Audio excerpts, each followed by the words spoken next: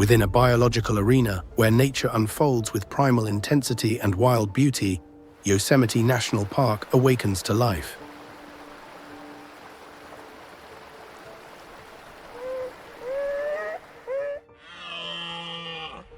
But when the black bear, that sleeping colossus of the forests, slowly emerges from its long winter hibernation, the entire ecosystem seems to hold its breath in a respectful and fearful silence.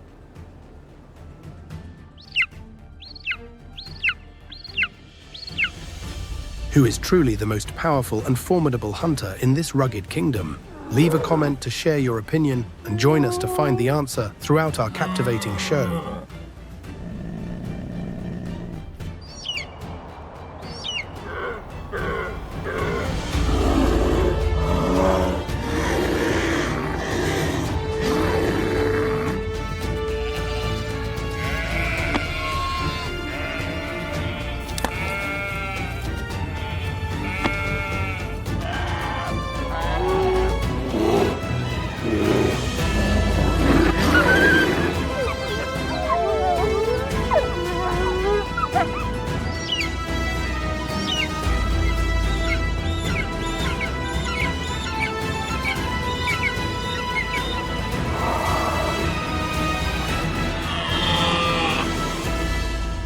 Yosemite survival of the fittest.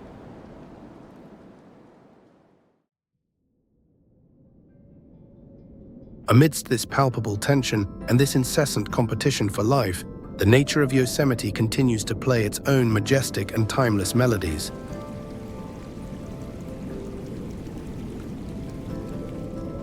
Yosemite National Park, one of the most renowned and oldest natural sanctuaries in the United States, with its iconic granite sentinels that scratch the sky, El Capitan and Half Dome has been the immutable and silent witness to the uninterrupted life cycle of the local fauna for over 100 million years.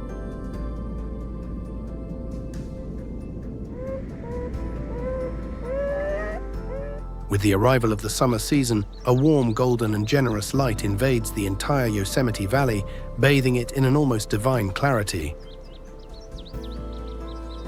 Here, the Merced River, the vital artery of the park, glitters under the ardent rays like a ribbon of liquid diamonds winding through the meadows.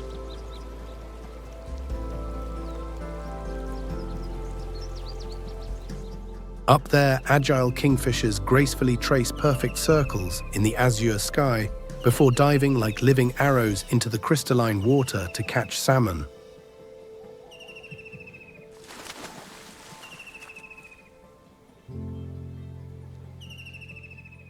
Meanwhile, busy and energetic Douglas squirrels are occupied with frantically gathering pine nuts fallen from the branches of ancient trees. These tireless rodents are true artisans of the balance of the ecological cycle, where each seed collected, transported, and sometimes forgotten plays a crucial role in maintaining and regenerating forest life.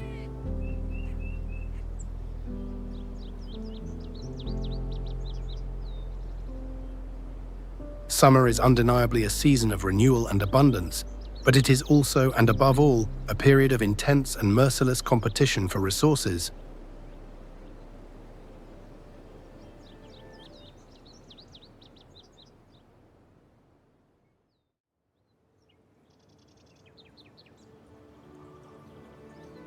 As the sun rises, flooding the valley with its morning clarity, the flowering and lush meadows become the preferred hunting ground of the bobcat, a discreet, agile, and extraordinarily adaptable feline species, scientifically known as Lynx rufus.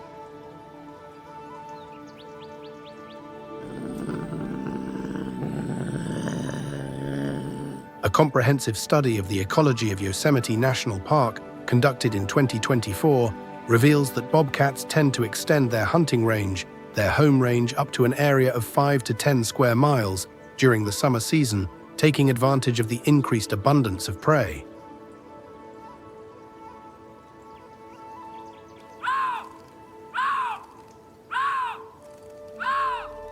The bobcats of Yosemite generally weigh between 8.8 and 33 pounds, with a length ranging from 28 to 49 inches.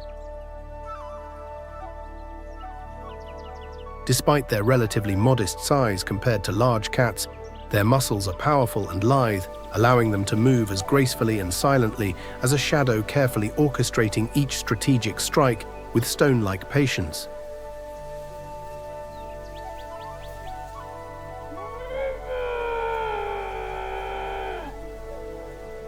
In summer, when the vegetation is dense green and protective, bobcats fully exploit their innate abilities of stalking and camouflage.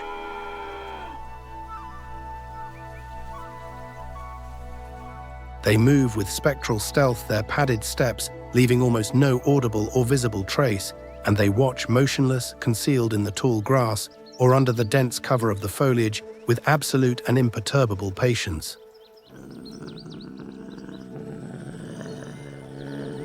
They keep their bodies close to the ground, their large ears with characteristic tufts pivoting attentively to catch the slightest movements. Then, when the perfect moment presents itself, they uncoil in a single dazzling leap that can reach 10 feet, allowing them to employ various hunting strategies depending on the prey and the terrain.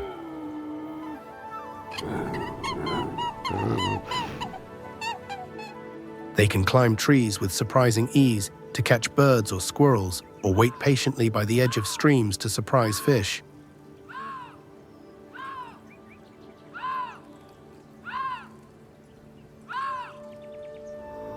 When they target larger prey, like young deer, bobcats use short, powerful bursts of speed, reaching up to 30 miles per hour, to exhaust their prey before delivering the decisive and precise blow to the throat.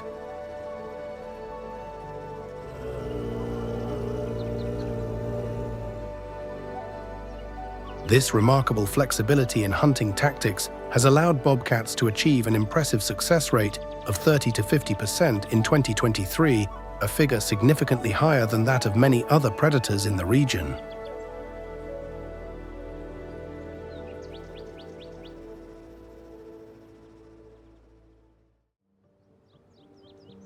However, the mere prowess of hunting is not enough for wildlife to survive the difficult and competitive environment of Yosemite.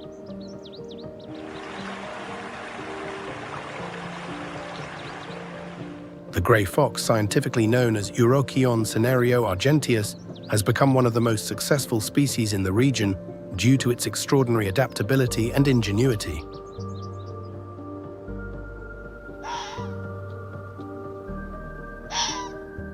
Gray foxes are opportunistic omnivores with versatile hunting tactics.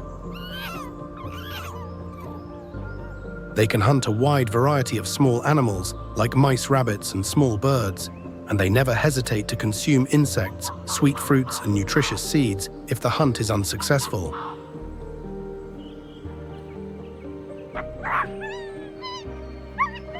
But what truly and uniquely distinguishes them from their canid cousins is their astounding ability to climb trees, a skill that very few other foxes in the world possess.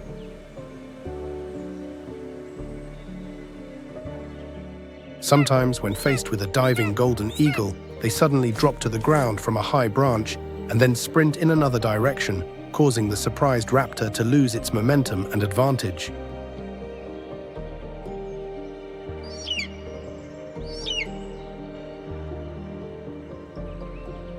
During their perilous journey of survival, their unique climbing skill not only helps them hunt arboreal prey, but also and especially to escape larger terrestrial predators and formidable competitors like coyotes.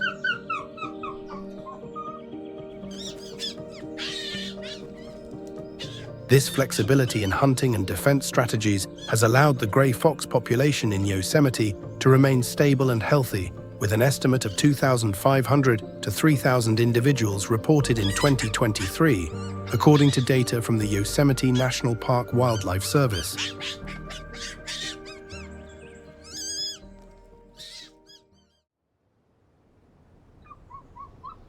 Although they are sometimes faced with tactical challenges from the cunning gray foxes, the golden eagle remains one of the most formidable, powerful, and respected predators in the vast skies of Yosemite.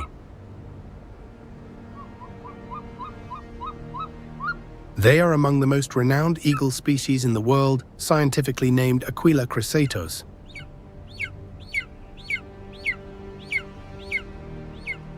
Summer is the season when golden eagles fully and masterfully use their aerial hunting strategies.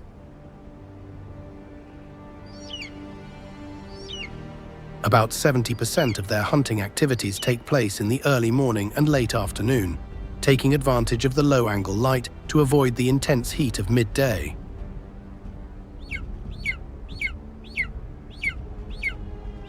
At these precise moments, their preferred prey, such as hares and ground squirrels, are also most active, emerging from their burrows.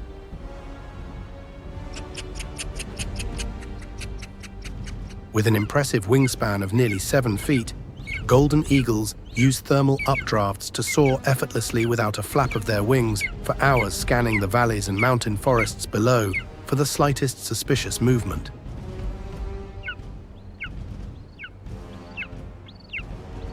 Their exceptional vision, which is 4 to 5 times sharper and more detailed than that of humans, allows them to spot their prey up to 2 miles away.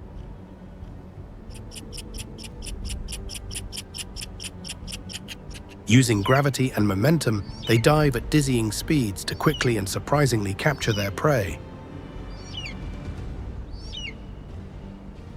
Their talons, sharp as daggers and extraordinarily powerful, can grip and even crush the bones of their prey with a colossal grip strength of up to 400 pounds per square inch (psi). This incredible force allows the golden eagle to hunt large prey, such as hares, grey foxes, and even young sheep or fawns.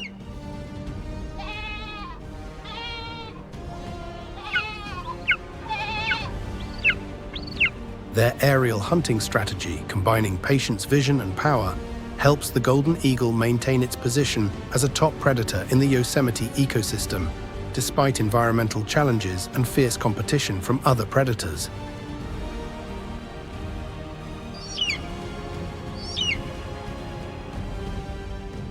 Which one arouses your admiration more, the stealthy prowess of the bobcat or the majestic aerial mastery of the golden eagle?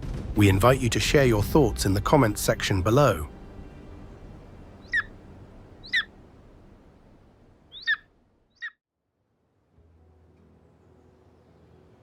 While predators roam and hunt under the scorching Yosemite sun, beavers have a very different and constructive mission along the peaceful streams and serene lakes.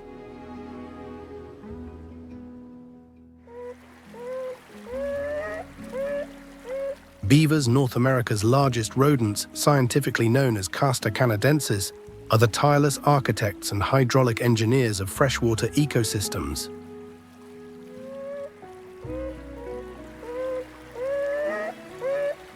Summer is the period when beavers are most active and industrious throughout the year. With their sharp orange incisors, which function like small self-sharpening saws, beavers can easily gnaw and fell branches and small trees with a diameter of 2 to 6 inches.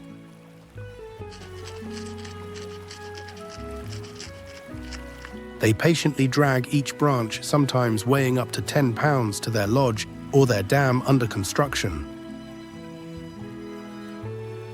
A mature and healthy beaver can cut and transport over 200 branches and small trees throughout the summer, a tireless and constant effort to ensure a reliable water source, a safe shelter and provisions for the long and cold winter months ahead.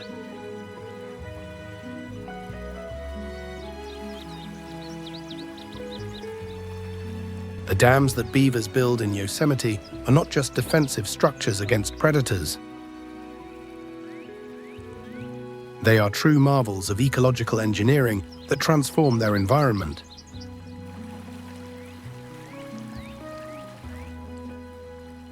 These dams, which measure from 2 to 6 feet in height and 10 to 100 feet in length, act as solid shields that regulate water flow, prevent bank erosion, and create stable, life-rich ponds.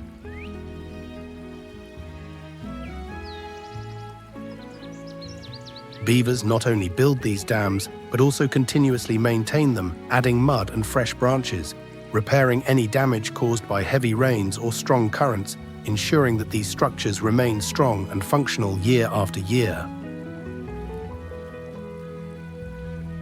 In areas with beaver dams, soil erosion rates decrease by up to 30% compared to areas without them.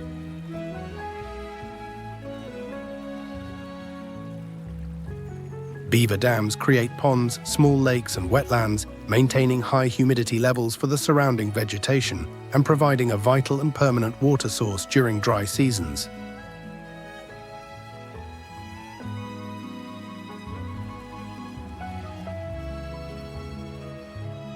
A 2024 study by the Yosemite Conservancy revealed that these dams contribute to increasing biodiversity in the region by up to 25%, turning them into true ecological oases teeming with life within Yosemite.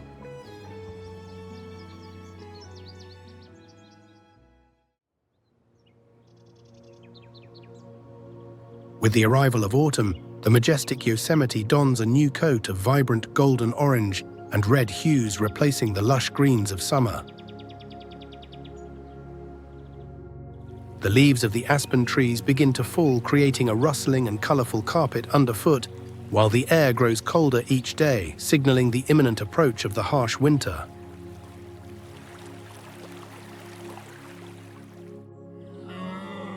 It is a time of profound transformation in nature, and the animals of Yosemite are no exception as they rush to prepare for the long and difficult winter ahead.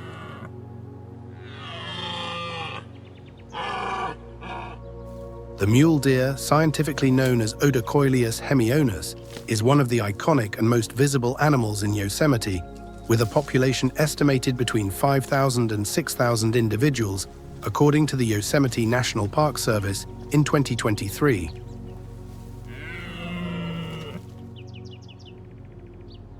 The mule deer population in Yosemite is among the largest in California, playing a crucial role in maintaining the ecological balance of the park as the primary prey for many carnivores.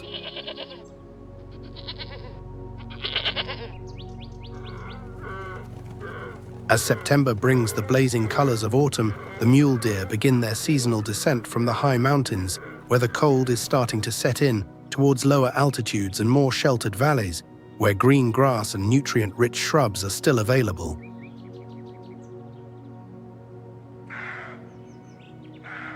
This journey is not just a migration spanning hundreds of miles, but a challenge of survival where every step is vital and calculated.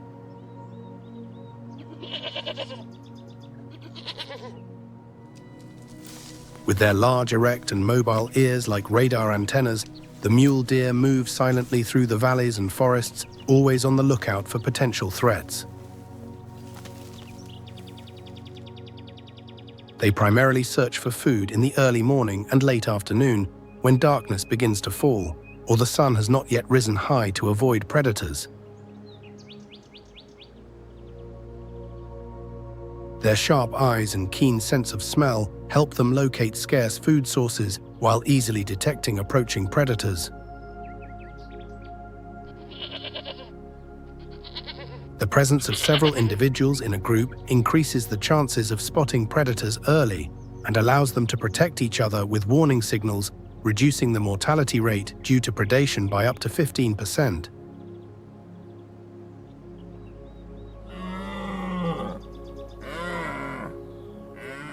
Mule deer also tend to choose steep and rugged terrain with obstacles like rocks and dense brush to hide.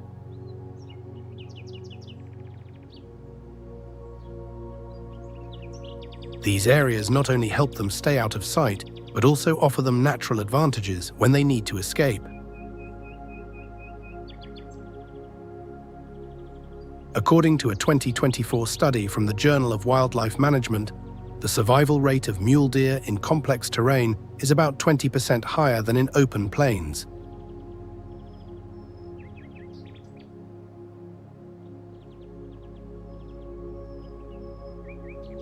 When pursued, mule deer often employ zigzag running patterns and scatter from the group to confuse predators, making it harder for them to focus on a single target, thus increasing the chances of survival for the entire group.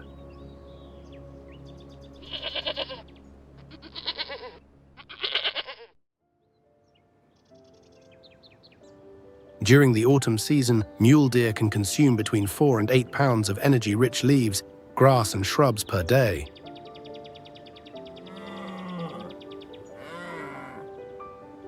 As a result, their body fat increases by 15 to 20%, serving as a crucial energy reserve for the cold months ahead, when food will become scarce under the thick layer of snow.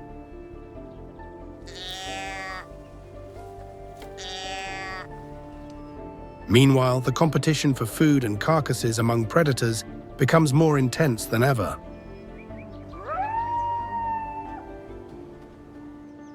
Coyotes, scientifically known as Canis latrans, are also an integral part of this fierce battle. With their agility, intelligence, and flexible pack strategies, coyotes often seek out carrion left by other predators or animals that have died of natural causes. They may return to these food caches to feed later.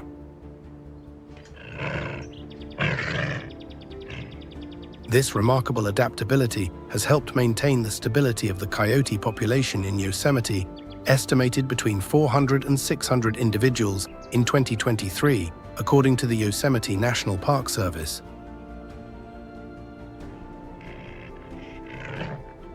This population is considered relatively healthy and secure, largely thanks to effective conservation measures and the coyote's remarkable ability to adapt to different environments.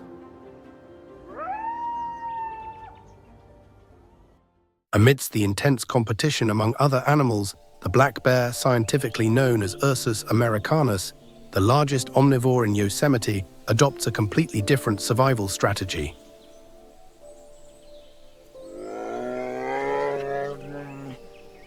With the arrival of autumn, they embark on a race against time to accumulate fat in preparation for their long winter hibernation, a physiological state called hyperphagia. With an incredibly keen sense of smell, black bears can detect the scent of food from over a mile away.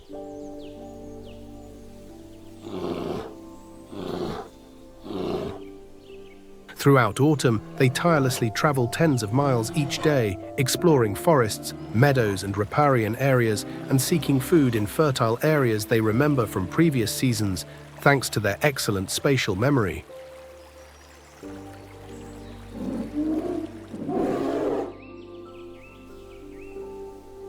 During this crucial period, black bears primarily consume high-calorie foods like wild berries, nuts, roots, and acorns from oaks, chestnuts, and pines quickly and efficiently, building up the fat reserves necessary for their winter survival. To prepare for hibernation, black bears significantly increase their food intake, consuming up to 20,000 calories per day, which is several times their usual summer consumption. As a result, their body weight can increase by 30% in the fall, with a thick layer of fat serving as both a vital energy reserve and thermal insulation to protect them from the harsh winter cold.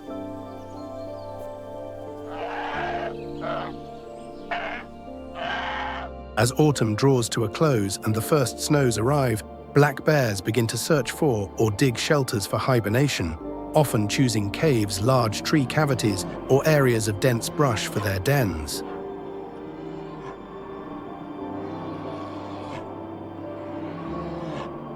They begin to prepare these dens from late October to early November, ensuring they are warm, dry, and sheltered from predators or extreme weather conditions. As temperatures drop, black bears gradually reduce their activity, begin to adjust their internal physiology, and enter a period of hibernation that lasts from 4 to 7 months, thus concluding the difficult autumn season and preparing for the winter to come.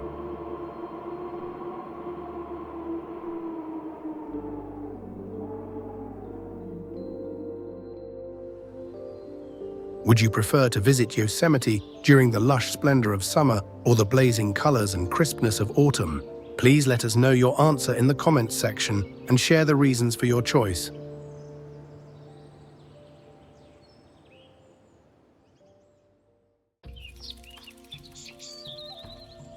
As winter descends upon the Sierra Nevada, the majestic Yosemite transforms into a hostile, silent, and frozen battlefield where every creature must fight to survive.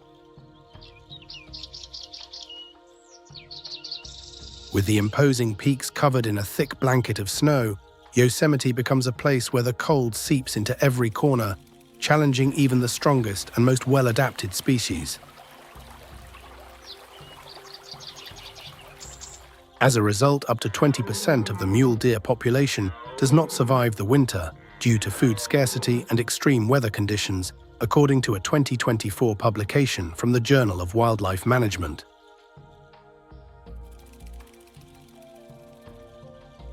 Winter temperatures in Yosemite can drop to dangerously low levels, especially at high altitudes.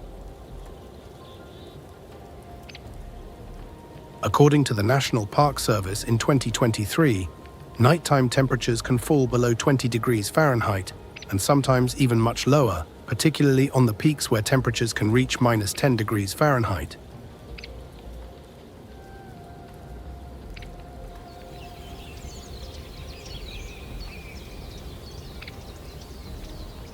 Daylight hours are shorter, with only about 9 hours of light per day.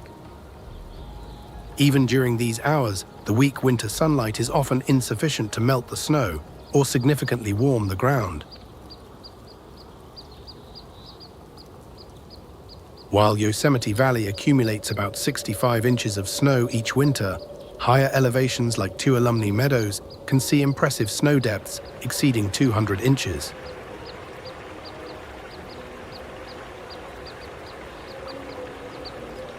Heavy snowfall presents major challenges for wildlife making movement and foraging, a life and death struggle.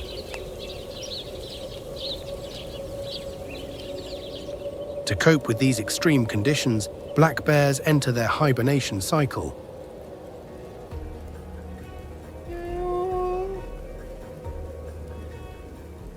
During this time, they significantly reduce their physiological activities to conserve energy, efficiently using their fat reserves as their metabolic rate drops to just 50 to 60% of normal levels.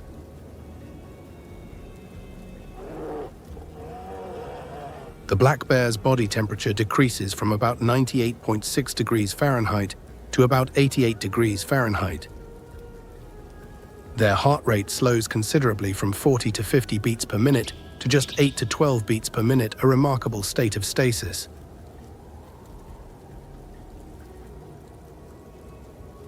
Despite their hibernation, black bears are not completely inactive or unconscious. They may awaken briefly to adjust their position, urinate in the den, and check their surroundings.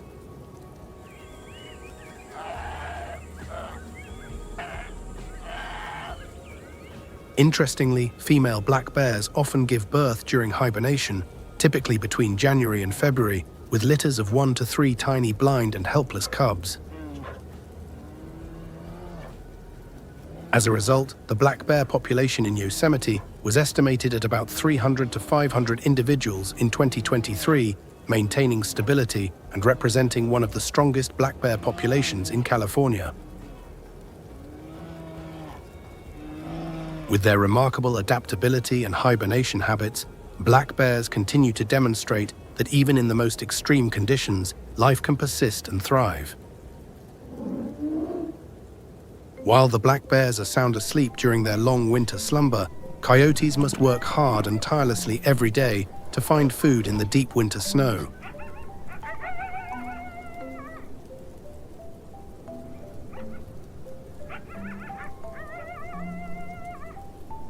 At this time of year, food sources become scarcer than ever. Coyotes often travel 10 to 15 miles each day in search of food. In winter, coyotes develop a thicker, denser coat that helps them withstand the harsh cold. This fur not only keeps them warm, but also insulates them, effectively protecting them against heat loss in freezing weather. The coyote's keen and directional hearing is an essential hunting tool.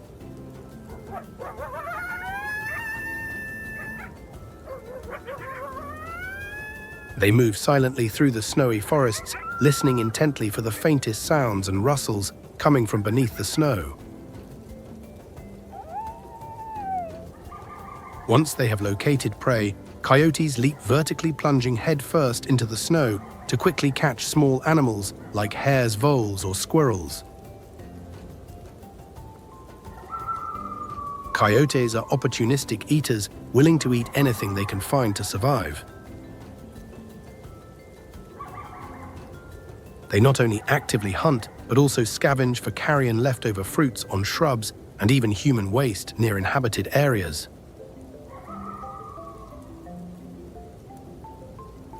In their search for food, coyotes may venture near human-populated areas, creating potential conflicts.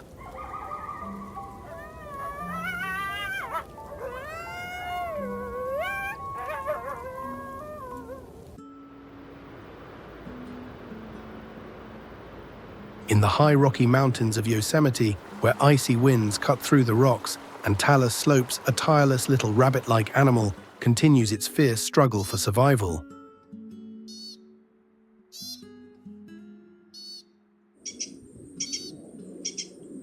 The pika, scientifically known as Ochotona princeps, remains active throughout the long cold months, and food storage is a matter of life and death for it.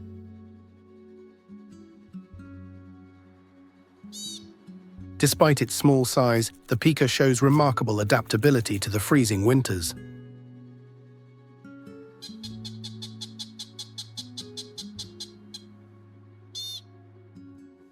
Its body develops a thick coat of fur that not only keeps it warm, but also prevents heat loss at temperatures that can drop below -20 degrees Fahrenheit.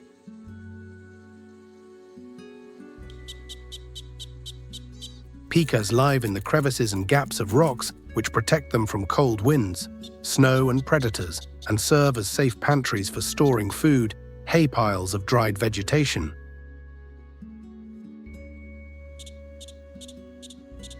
However, climate change represents a serious and existential threat to the survival of this small alpine creature. As summer temperatures rise and winters become less snowy, pikas, which are very sensitive to heat, are forced to move to higher and higher altitudes above 9,500 feet, where the environment remains cool enough for them to thrive, and where the alpine plants they feed on can still grow.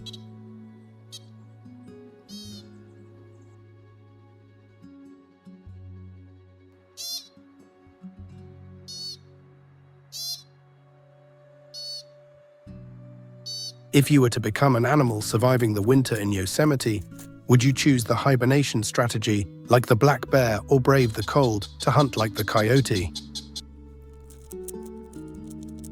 Please let us know your answer in the comments section and see how many others share your way of thinking.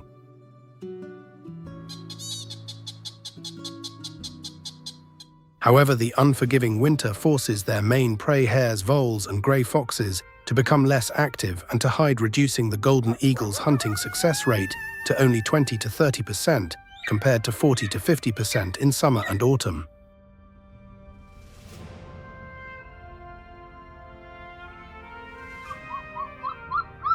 When active hunting becomes too difficult and energy-consuming, golden eagles turn to scavenging, feeding on the carcasses of larger animals that have succumbed to snow, cold, or hunger, such as mule deer or young sheep.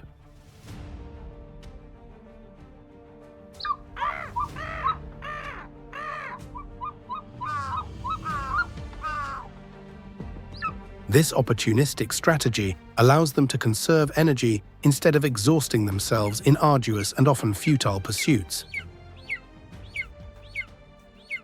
During the winter, about 25 to 30% of the golden eagle's diet comes from scavenged carcasses.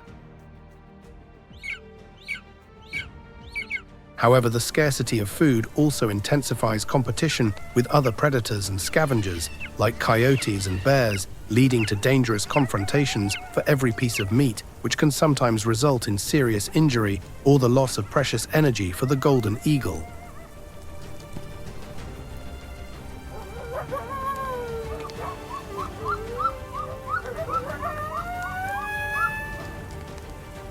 The harsh winter in Yosemite is not just a test of survival, but a crucial battle to protect the existence of this majestic bird. Like the pika, the golden eagle is also indirectly affected by climate change, which severely impacts its habitat and the abundance of its food supply.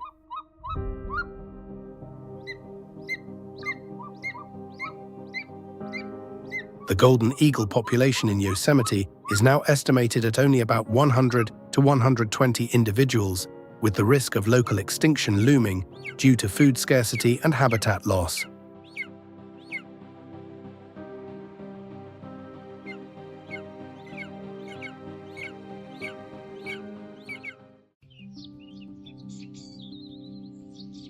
After a long and harsh winter, Yosemite Park finally awakens under the spring sun, warmer, longer, and more intense. The melting of glaciers and the snowpack at high altitudes sends powerful torrents rushing down into the valleys, swelling the rivers and reawakening the waterfalls. Everywhere, trees begin to grow fresh green leaves, adding a vibrant new color to the majestic and reborn landscape of the park.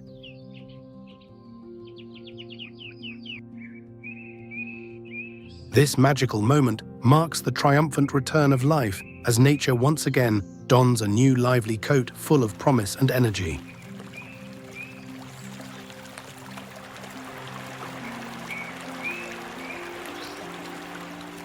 The first wildflowers bloom in the meadows, signaling to migratory birds that it is time to return and nest. From tiny sparrows to larger birds like the golden eagle, all begin to build or repair nests and care for their new offspring. Small animals like squirrels, weasels, and pikas are also caught up in this lively and frantic resurgence. The activity levels of these small creatures increase by up to 40% compared to winter as they make up for the long, lean months they endured.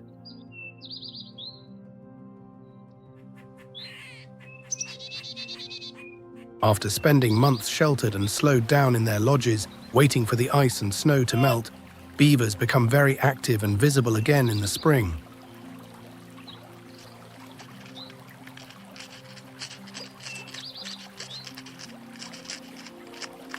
During this period, their activity doubles compared to winter.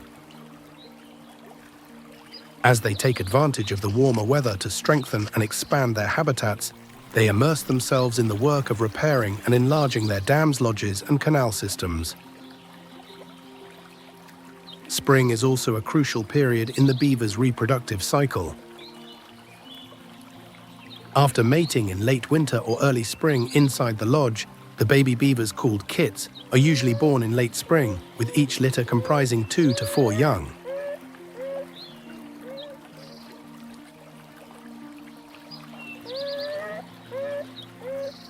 Both devoted parents participate in the care and protection of their young, teaching them essential skills like dam building, foraging, and maintaining the family lodge.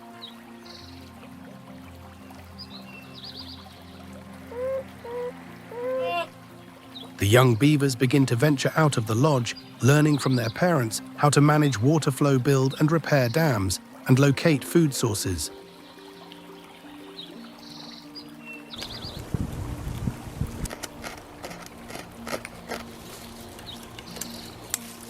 This social learning process not only helps them develop vital survival skills, but also ensures that these unique engineering techniques are passed on to future generations, maintaining life and ecological balance in Yosemite.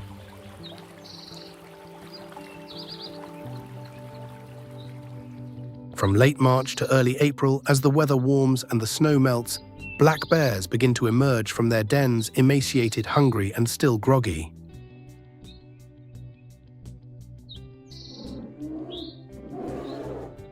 At this time, bears have typically lost about 20 to 30% of their body weight due to the depletion of fat reserves during hibernation.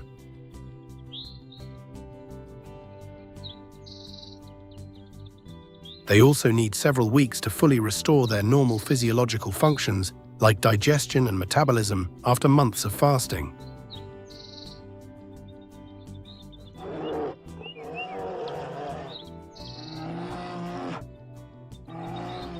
During this transitional period, black bears start by consuming easily digestible foods like tender young grasses and tree shoots to gently reactivate their digestive system.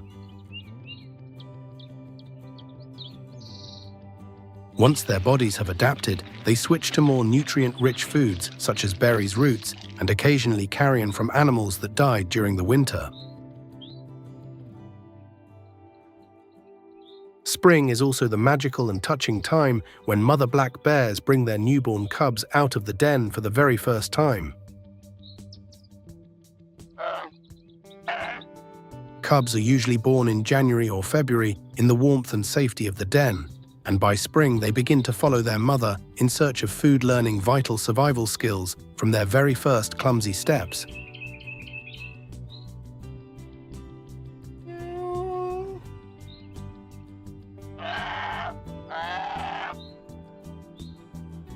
The survival of the cubs in spring depends heavily on the fierce protection and wise guidance of their mother, as well as their ability to find safe and abundant food sources.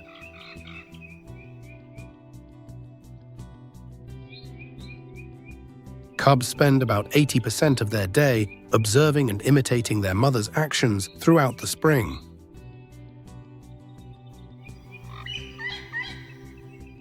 They learn to identify edible plants, avoid toxic ones, and become familiar with the dangers of their environment. This learning by example process is crucial for developing the skills they need to defend themselves and hunt, preparing them for independence when they separate from their mother in the late summer or early fall of the following year.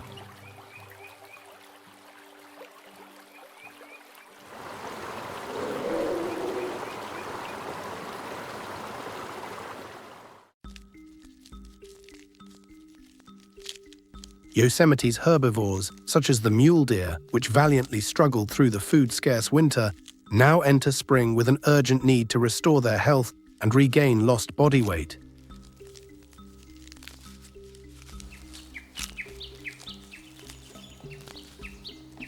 In the early days of spring, mule deer focus on finding tender grasses, new shoots, and freshly sprouted leaves, which are rich in protein.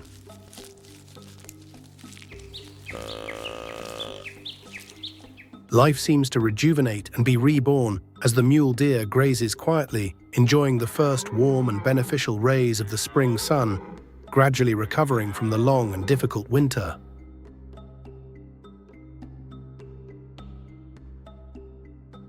For male mule deer, spring also marks the beginning of a crucial and energy-intensive growth period, the regrowth of their antlers that were shed in late winter.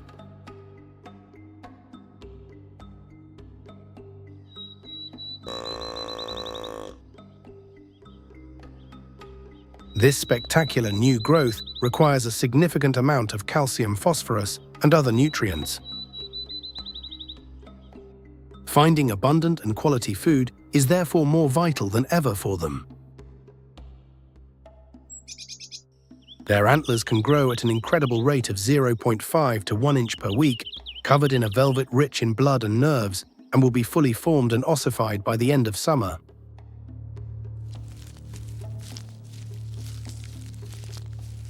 As their antlers grow, male mule deer begin to establish and defend their summer territories, preparing for the autumn mating season, the rut.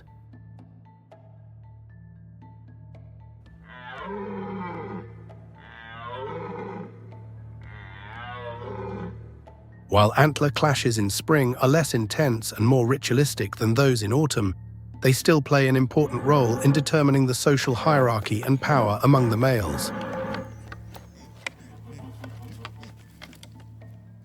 Spring is also the breeding season for female mule deer does, with each doe giving birth to 1 or 2 fawns per litter with a spotted coat for perfect camouflage.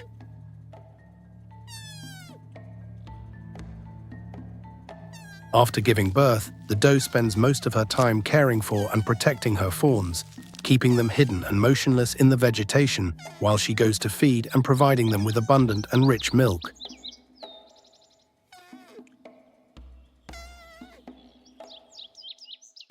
Fawns are generally born between late May and early June in areas with dense vegetation to ensure their safety from predators like coyotes, bobcats, and golden eagles.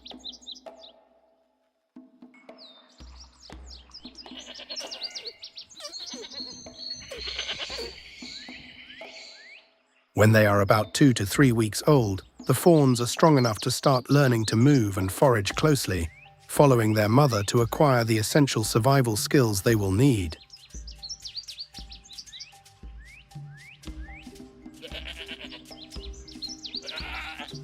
This intensive learning process not only helps the fawns develop physically, but also equips them with the vital skills for eventual independence.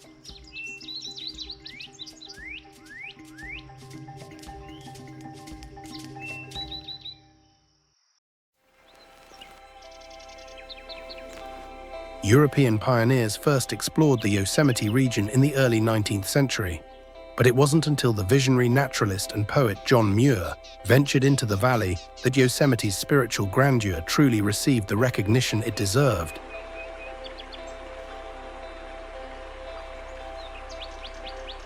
Yosemite National Park was officially established in 1890, largely thanks to his efforts, but its conservation seeds were planted as early as 1864, when President Abraham Lincoln signed the Yosemite Grant Act, protecting Yosemite Valley and the Mariposa Grove, famous for its giant sequoias.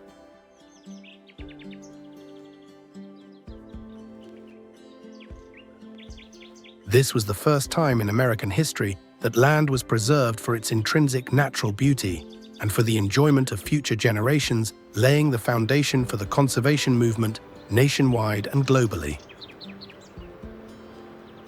The geological history of Yosemite National Park is written in timestone and water.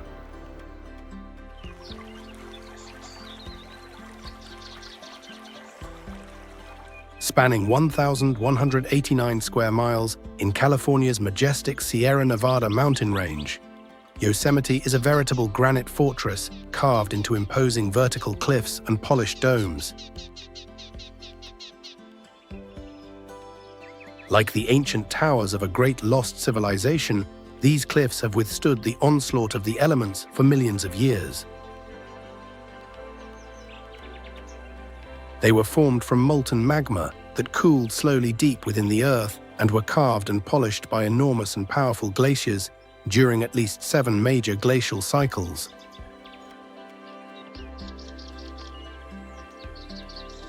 Each spring, as the accumulated snow melts in the Sierra Nevada Spectacular, and roaring waterfalls like Bridal Veil Fall and Vernal Fall cascade with deafening power, creating a magnificent symphony of water and stone.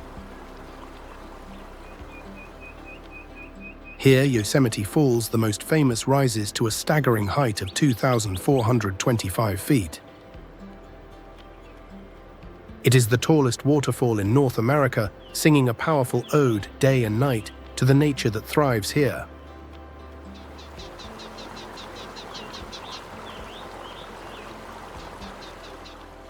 Yosemite National Park is a botanical paradise sheltering over 1,500 species of flowering plants, with 3 groves of giant sequoias standing out among them, millennia-old giants.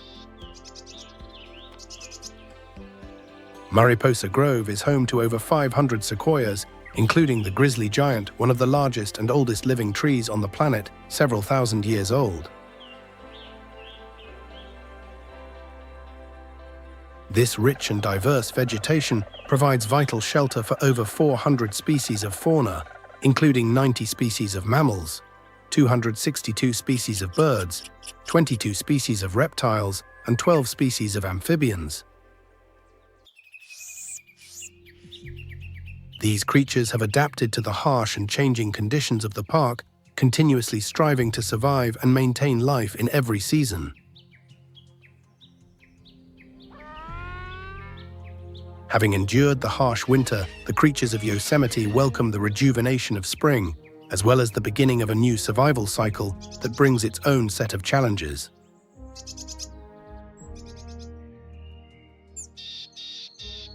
Among these, the impact of environmental changes on the lives of these animals is becoming increasingly significant and concerning.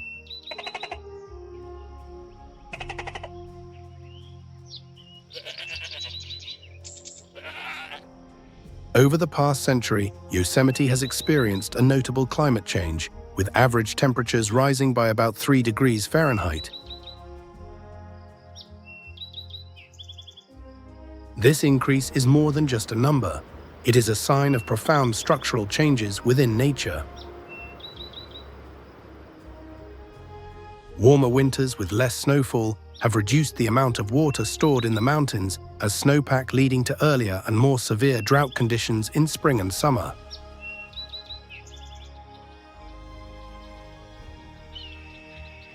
Streams that once flowed abundantly throughout the summer are now drying up, threatening the lives of beavers, pikas, golden eagles, and other wildlife that depend on water.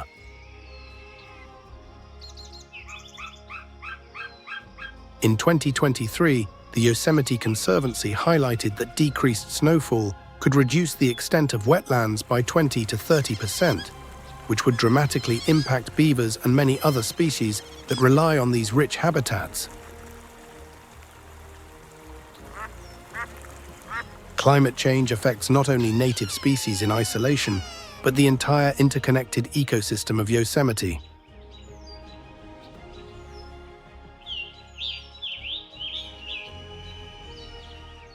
High-altitude plants like the whitebark pine are facing increasingly difficult conditions, threatened by diseases and insects favored by the warming.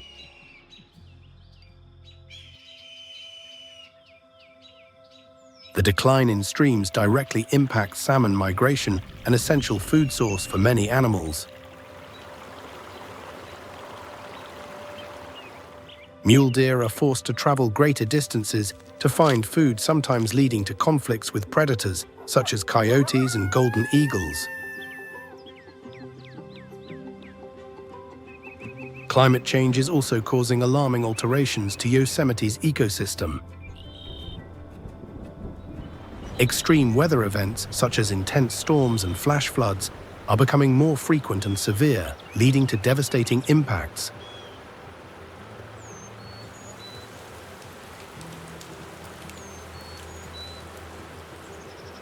These flash floods not only wash away human infrastructure like roads and bridges, but also devastate the habitats of riparian species like beavers and migratory birds.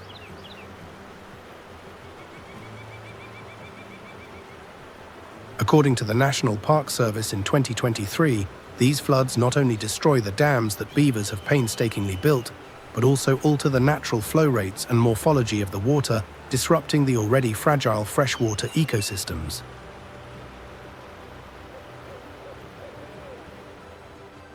Birds like the American kingfisher, which migrate to Yosemite to breed along the riverbanks, are also severely affected.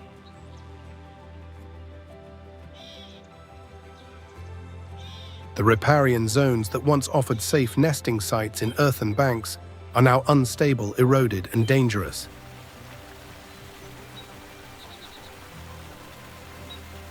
In addition to floods, Yosemite has faced prolonged and severe droughts from 2020 to 2023, pushing the ecosystem to its limits.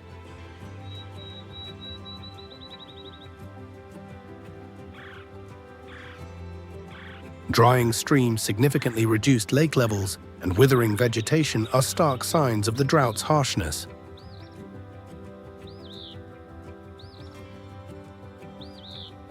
For species heavily dependent on water, such as mule deer and golden eagles, the lack of water poses a significant threat to their survival.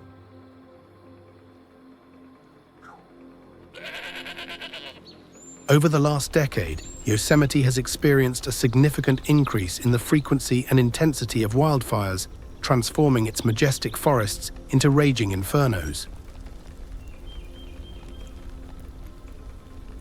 One of the most devastating fires, the 2013 Rim Fire, burned over 400 square miles of forest, leaving deep and lasting scars on Yosemite's breathtaking landscape.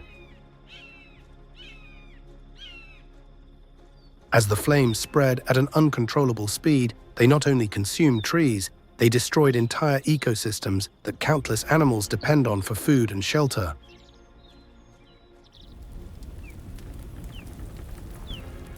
Ancient forests, which serve as safe havens and ideal habitats for sensitive species like the northern spotted owl and the American marten, have been severely damaged by these fires.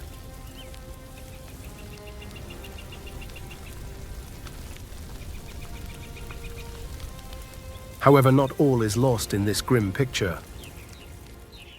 For ancient and resilient trees like the giant sequoia fire plays a crucial ecological role in their regeneration cycle. These imposing trees, with their thick insulating bark, akin to a shield, depend on the heat of the fire to trigger the dispersal of seeds from their cones. When low-intensity fire burns the dense undergrowth, it leaves behind a thin layer of mineral-rich ash that the sequoia seeds need to germinate, while also clearing the ground of smaller competing plants, creating space and light for the young sequoias to grow towards the sky.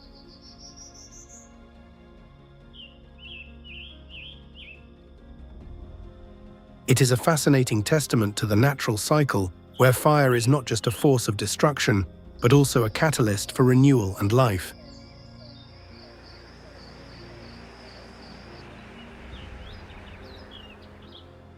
Yet the uncontrolled increase in mega wildfires, largely due to a warming climate and decades of fire suppression, poses a massive challenge to Yosemite's ecosystem.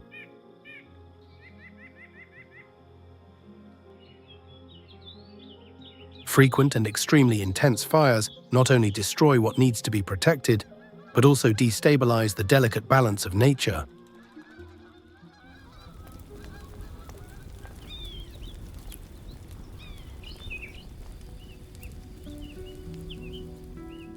The Yosemite Conservancy warned in 2023 that while fire can be a natural and healthy part of the ecosystem, climate change is making wildfires harder to control and more destructive.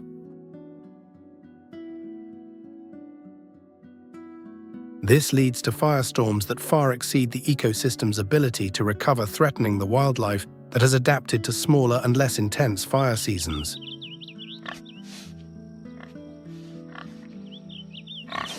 Furthermore, Yosemite, with its majestic beauty and rich cultural history, has become a premier tourist destination, attracting over 4 million visitors annually.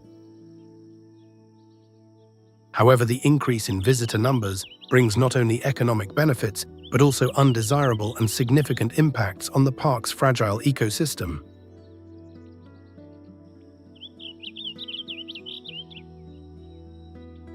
As humans get closer and closer to the wilderness, wildlife such as the black bear faces a host of new challenges. The black bear, a powerful symbol of Yosemite, is increasingly attracted to easy and high-calorie human food sources.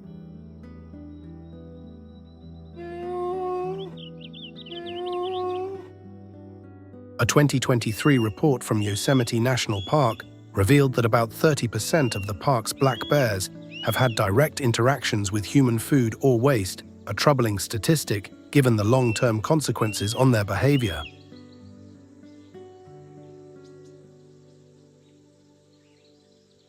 These encounters not only alter the bear's natural behavior, habituation, and loss of fear of humans, but also increase the risk of dangerous conflicts, sometimes with tragic outcomes for both bears and humans.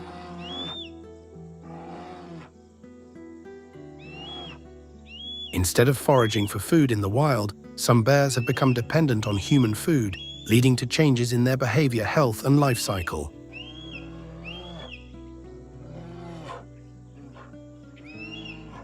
The Yosemite Conservancy warned in 2023 that without stricter management measures and better visitor education, negative interactions between bears and humans will continue to increase.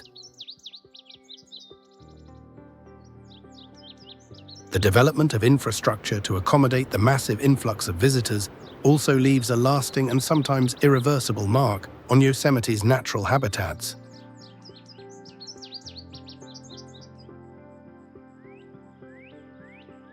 Along heavily trafficked roads and crowded tourist concentration areas like Yosemite Valley, the natural landscape is fragmented by construction and transportation networks.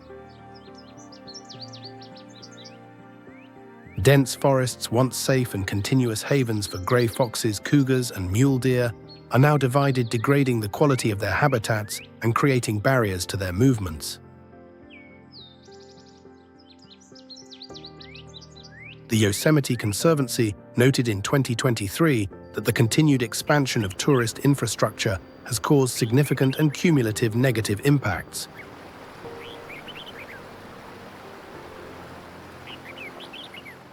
The delicate balance between human presence and nature preservation in Yosemite is threatened as wildlife struggles to adapt to a world that is becoming both more accessible and more foreign. Looking at the bigger picture, these are the problems that most ecosystems in North America are now facing. This harshness, exacerbated by humans, acts as a distinct feature, adding to the image of survival that is already inherently intense in this wild place.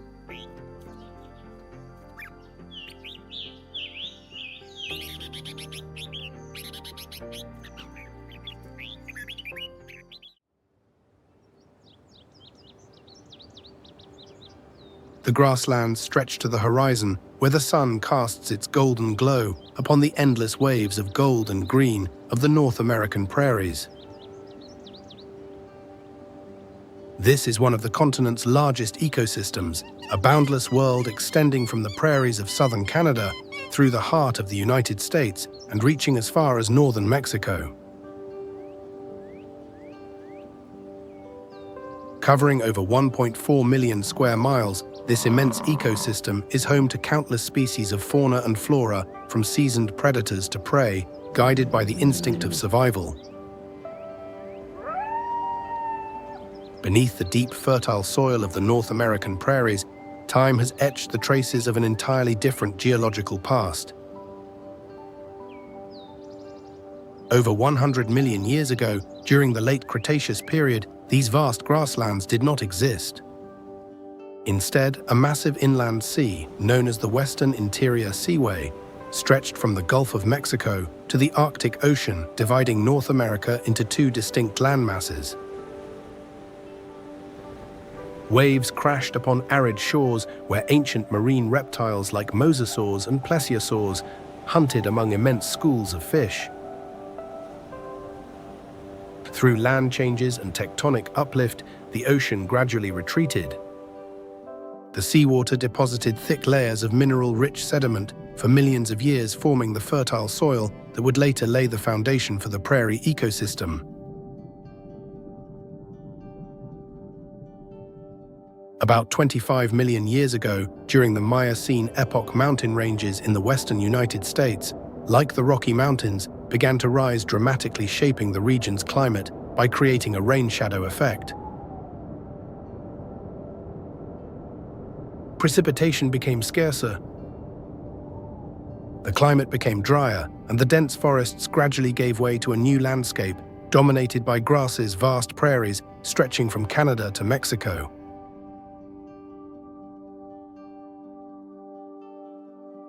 Not only vast, the North American prairies also possess an astonishing level of ecological diversity.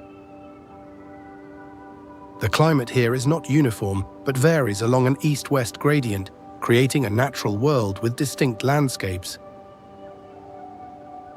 Over 1,500 species of plants thrive in these prairies. From the humid tallgrass prairies in the east to the drought-resistant shrubs and shortgrasses in the west, this vegetation forms the foundation that supports hundreds of animal species. About 350 bird species have made their home in these prairies. Some are permanent residents, while others pass through on spectacular migrations spanning thousands of miles. Each spring and autumn, the immense prairie sky comes alive. Flocks of birds stretch out in long formations, soaring in the vast open sky, stopping to rest and feed before continuing their ancestral journey north or south.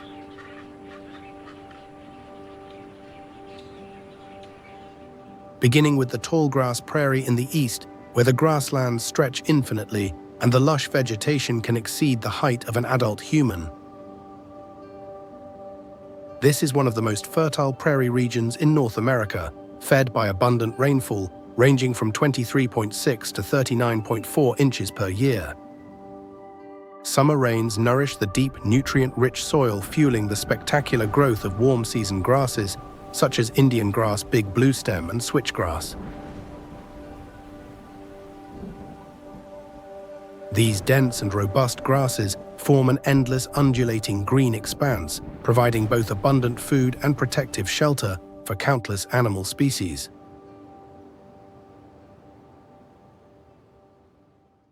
This land is one of the most vital and most threatened ecosystems in North America. Beneath the vegetation lies a biological treasure, a rich soil containing vast amounts of organic matter accumulated over thousands of years. The hands of creation have shaped an ideal environment to support the natural carbon cycle, allowing the soil to retain water and essential nutrients. Amidst these vast grasslands, life unfolds in a unique and interconnected way. Herds of American bison roam, trampling the thick grasses, exposing and aerating the fertile soil below. The footprints they leave behind form small depressions that collect rainwater, creating microhabitats that attract countless insects and small animals. With their massive bodies measuring 5 to 6.5 feet high and weighing up to 2,200 pounds, bison are among the largest terrestrial mammals in North America. A single American bison can consume over 22 pounds of grass per day, ensuring the continuous cycle of nutrients within the ecosystem through its grazing and droppings. They also contribute to seed dispersal as their thick, woolly fur brushes against vegetation and carries seeds. Their social structure is highly organized. Females and their young live in large matriarchal herds, while males often lead a solitary life or form small bachelor groups, only joining the female herds during the mating season from July to September. The strongest males protect small groups of females for mating, while the weaker ones wait for an opportunity to challenge the dominant ones. Despite their massive and slow appearance, bison possess remarkable speed, capable of running up to 35 miles per hour when threatened. Their short but sturdy horns, about 2 feet long, serve as essential weapons during confrontations between males during the breeding season.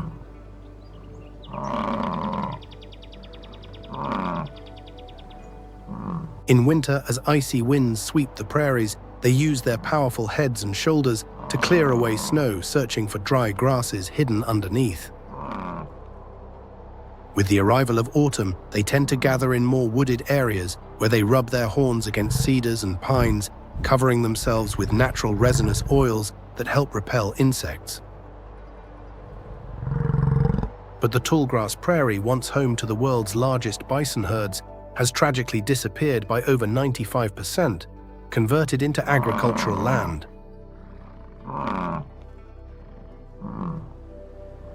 Only a few scattered and protected reserves remain, like the Tallgrass Prairie National Preserve, where conservationists work tirelessly to restore native grasses and re-establish the disrupted ecological cycle.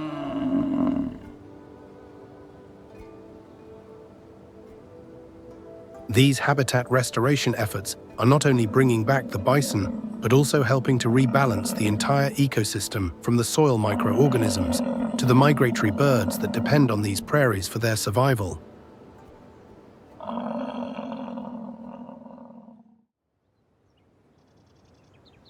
The tallgrass prairie stretches endlessly, waving gently in the light breeze. White-tailed deer emerge as silent, graceful silhouettes among the tall grasses. They once roamed vast, untouched prairies where food was abundant and natural predators maintained balance.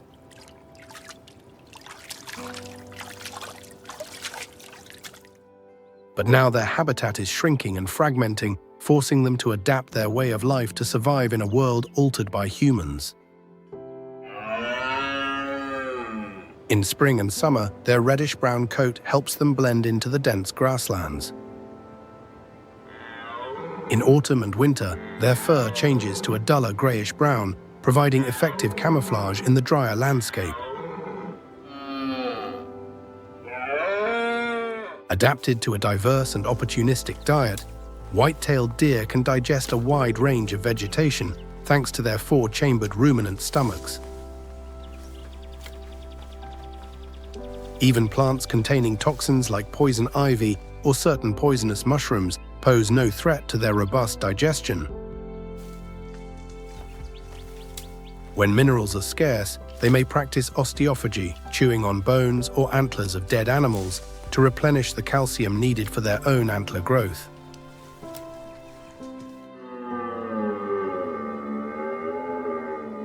Although they spend most of their time feeding on vegetation, they are also known to be opportunistic eaters, occasionally consuming bird eggs, voles, or even birds caught in nets.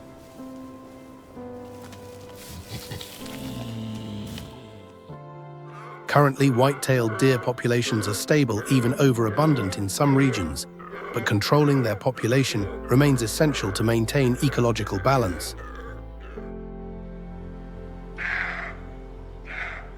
Each deer consumes about 2,000 pounds of vegetation annually, which directly impacts plant growth.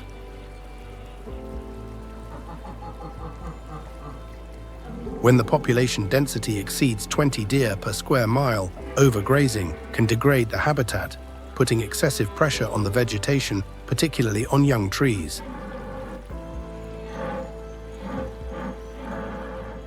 In some areas, this affects young tree species, reducing forest cover and indirectly impacting many other wildlife species that depend on the forest.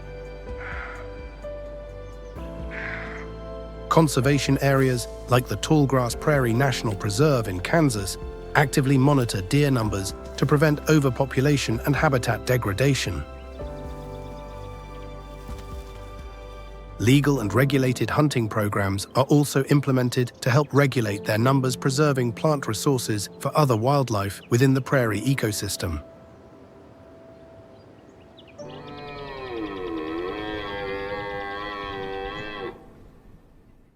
The natural ruler of these prairies before its eradication was the gray wolf. They are apex predators, a symbol of strength, perseverance, and masterful hunting strategy, creating a healthy balance within the North American prairie ecosystem.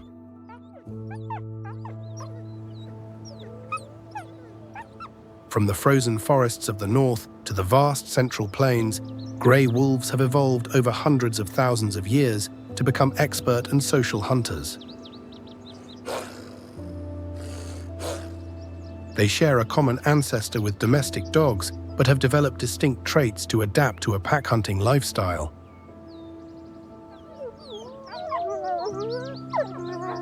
As the largest surviving member of the Canidae family, they have a strong build, rounder ears and broader muzzles than other Canis species. Their fur varies depending on the habitat, ranging from pure white in the Arctic to gray and black in Canada, to brown and reddish in the southern United States and Mexico. In winter, a dense undercoat beneath their coarse, long guard hairs helps them withstand the harsh cold, resisting temperatures as low as -40 degrees Fahrenheit.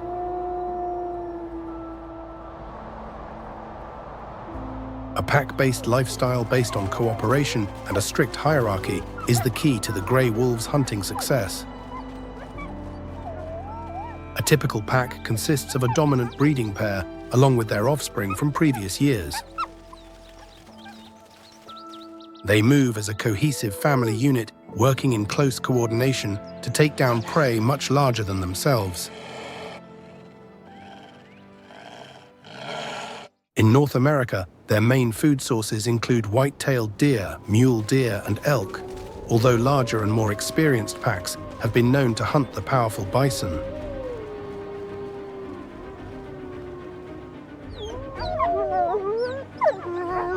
When hunting, such massive prey packs with a greater number of males have the advantage, using their collective strength to bring down the powerful target.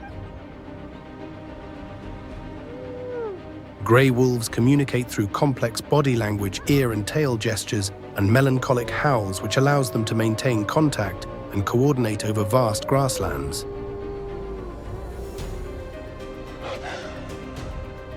Their howls have multiple purposes, not only marking territory, but also helping pack members locate each other over long distances. With the arrival of winter, they travel hundreds of miles in search of weakened prey. Patience is their greatest weapon. When they spot a target, the wolves do not attack immediately. They move silently, staying downwind to avoid detection before positioning themselves strategically. A dominant wolf may approach from behind, while others flank from the sides, forcing the prey into a vulnerable position. Weaker young or injured individuals quickly become priority targets. If the prey is a bison, the larger male wolves take the lead, biting its hind legs to unbalance and exhaust it before the entire pack joins in to take it down.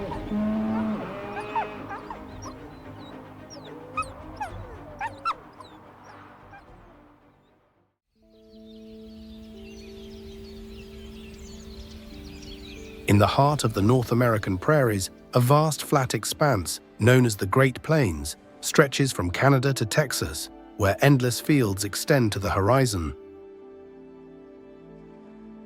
The landscape remains uninterrupted by dense forests or steep mountains, only open, windy grasslands, where wildlife must adapt to harsh weather conditions to survive.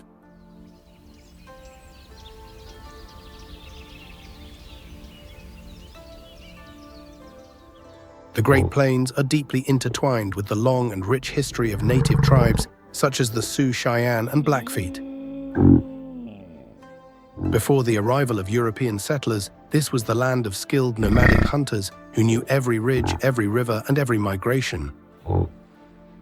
These tribes depended on the immense bison herds for their survival, using every part of the animal for food, clothing, shelter, and tools. Their oral traditions tell of the changing seasons and how tornadoes were not just destructive forces, but also helped regenerate the soil and maintain the prairie after each storm.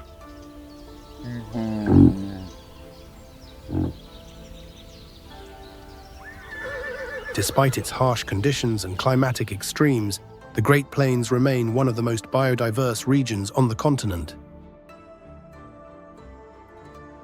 Each spring and autumn, the sky fills with millions of migratory birds, passing through seeking rest and food during their long journey north and south.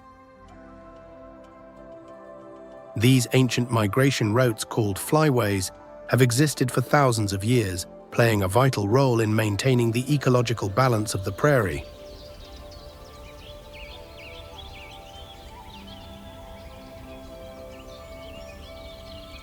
Across the vast grasslands where the sky seems to stretch infinitely sharp and piercing, cries resound from the tall grasses. These are the alarm calls of the black-tailed prairie dog, a small rodent with an irreplaceable role as a keystone species in the North American prairie ecosystem. Once widespread from the Canadian border to northern Mexico, they thrived in immense colonies or towns interconnected by a complex network of underground tunnels. But as humans expanded agriculture and ranching, one of the most important engineers of the prairie ecosystem began to lose its habitat and was persecuted.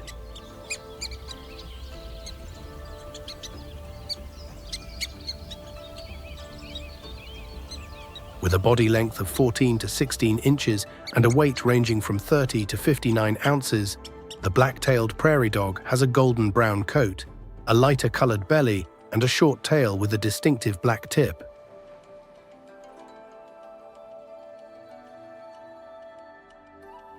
Its name comes from its dog-like barks, which serve as the primary means of communication within the colony. They are highly social animals organizing into large towns that can span hundreds of acres. Each town is divided into smaller family groups called coteries. Each coterie consists of a dominant male, 1 to 4 females, and their young.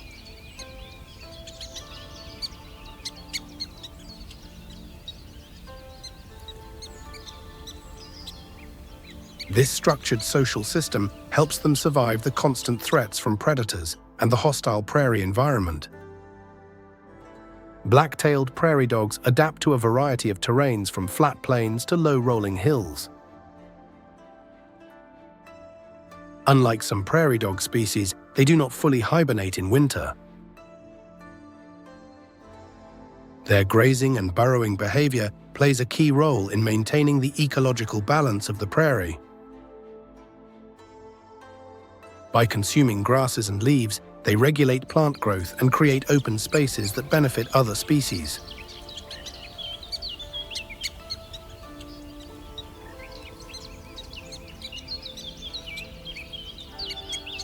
Habitats with black-tailed prairie dogs tend to support greater biodiversity as their modification of the vegetation attracts various species of birds and insects. They are also an essential food source for many predators, especially the black-footed ferret, a species that depends almost entirely on them for survival.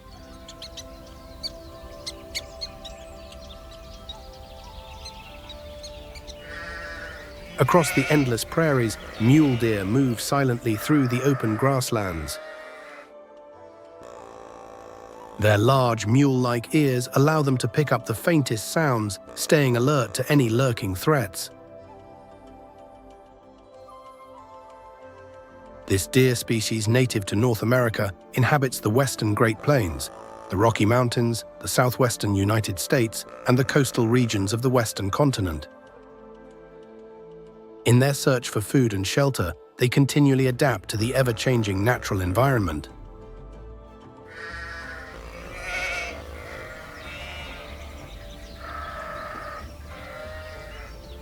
With a strong build, mule deer measure 4 to 7 feet long and weigh between 120 and 330 pounds.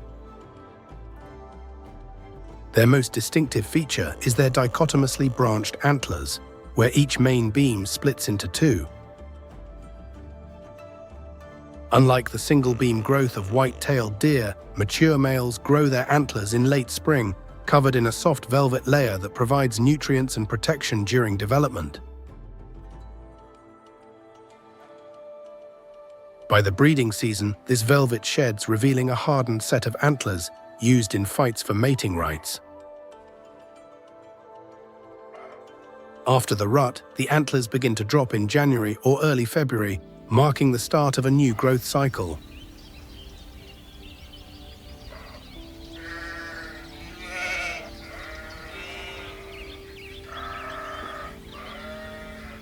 With the arrival of autumn, they leave the lower grasslands, moving to higher elevations to avoid harsh winter conditions where deep snow can cover food sources.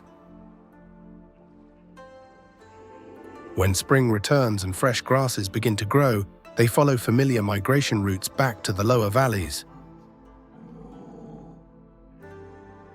Notably, their migration is not dictated by the immediate availability of food, but rather by a cognitive memory and cultural tradition passed down through generations, ensuring their survival despite changing environmental conditions.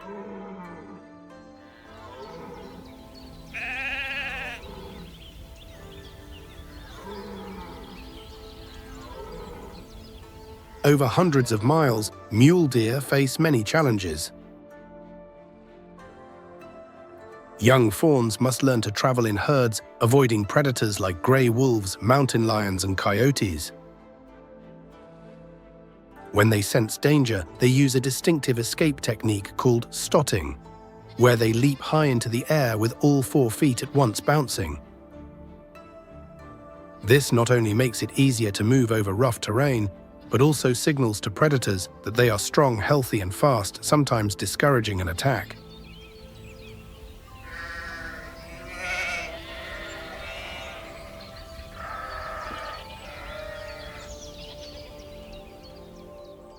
Within the Great Plains ecosystem, mule deer influence vegetation structure by browsing on grasses and shrubs, preventing the overgrowth of certain species.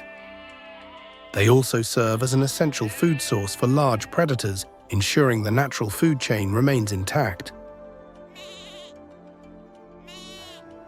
However, habitat fragmentation caused by roads, fences, and human settlements disrupts their migration routes, making seasonal access to food more difficult.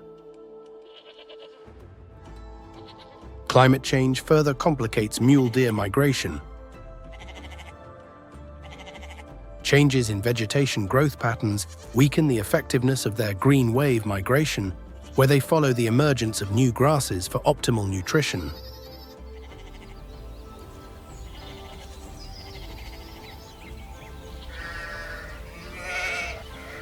Furthermore, the reduction of migration corridors due to urban development and resource extraction has isolated many mule deer populations, reducing genetic diversity and threatening their long-term survival.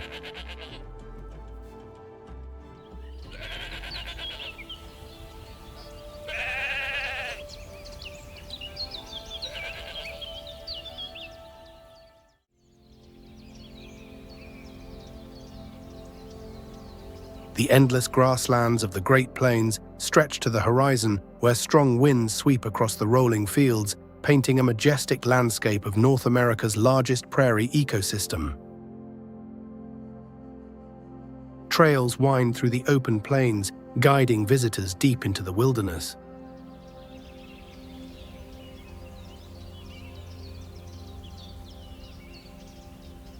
Here they can witness herds of free-roaming bison, or watch raptors soaring high in the sky. Well-placed campsites allow visitors to spend the night immersed in nature, where the sunset bathes the prairies in a crimson light, and the night unveils an unpolluted sky glittering with stars.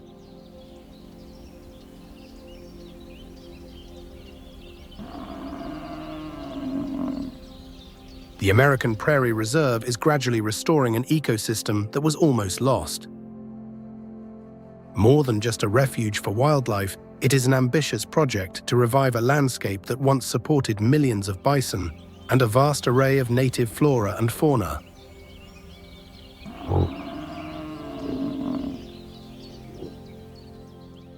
As the sun sets over the rolling hills, herds of elk move gracefully through the endless sea of grass.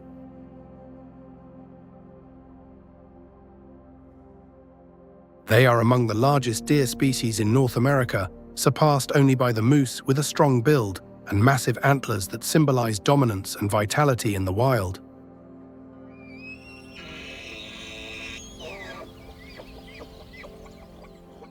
In the past, elk herds roamed the continent from the Yukon in Canada to northern Mexico, winding through the dense forests of the Rocky Mountains and crossing the vast grasslands of the Great Plains.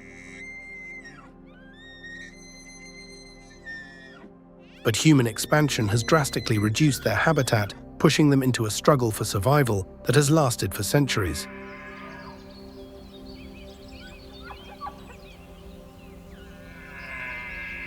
Each summer, elk migrate to higher elevations where lush meadows provide rich nutrition.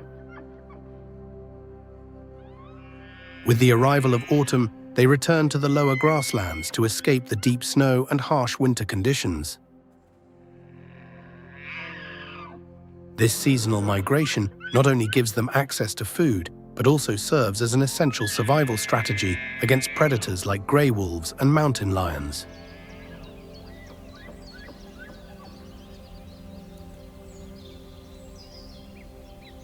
With a cohesive social structure, large herds of females and young move together, while mature males form small bachelor groups or live alone.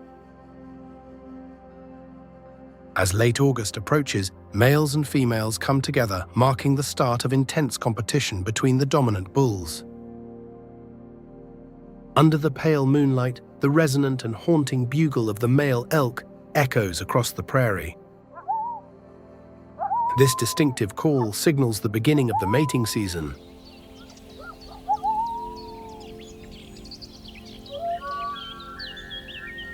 Dominant bulls display their imposing antlers, and engage in fierce battles for the right to mate.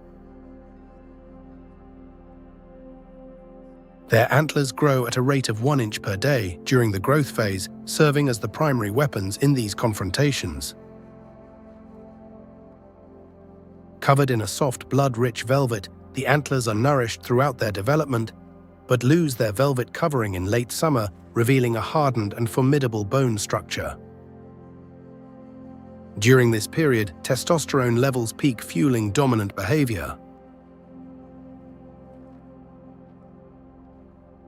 But as the mating season ends, hormone levels drop, triggering the shedding of antlers in late winter, marking the beginning of a new annual cycle.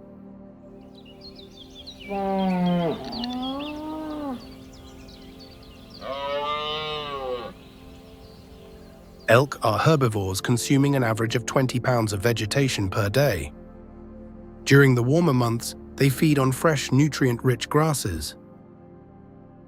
In winter, they turn to bark and twigs, maintaining their energy during the cold.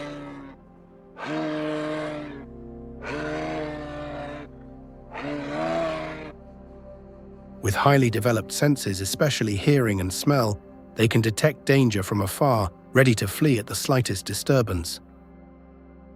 When pursued, elk can reach speeds of 45 miles per hour, maintaining their pace over long distances, making them a difficult target for even the most formidable predators.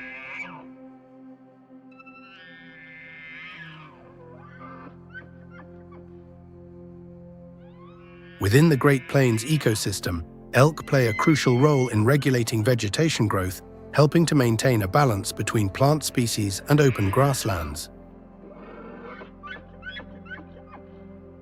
As they move, they disturb the soil, dispersing seeds and encouraging plant regeneration.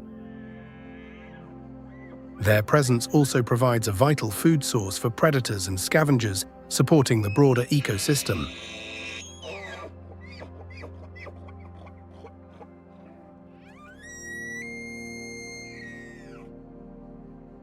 But in the 19th century, overhunting and habitat loss led to severe population declines, bringing elk to the brink of extinction in many regions. Through conservation programs and ecological restoration efforts, elk populations are gradually recovering. At the American Prairie Reserve, one of North America's largest prairie conservation areas, elk are making a comeback in wild conditions. This reserve is rebuilding a nearly pristine ecosystem where elk and countless other species can once again thrive naturally.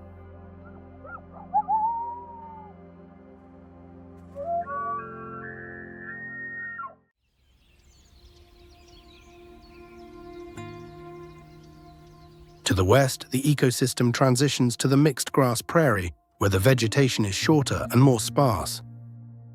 This ecosystem spans a vast portion of the North American grasslands, receiving 12 to 24 inches of precipitation annually. The moisture is not as abundant as in the tall grass prairie, but it is not as arid as the landscapes further west.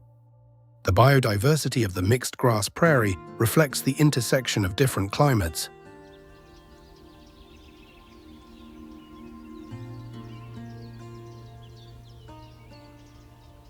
Many grass species possess deep root systems, reaching several feet underground, allowing them to tap into hidden water sources. This adaptation allows them to survive prolonged droughts, even when the ground cracks and the sky remains cloudless. Summers here can be intensely hot and dry, with temperatures reaching 95 degrees Fahrenheit. Powerful storms sweep through, sometimes bringing heavy rainfall, but also tornadoes, which can rip up vegetation and disrupt the ecosystem. Wildlife must constantly adapt to survive.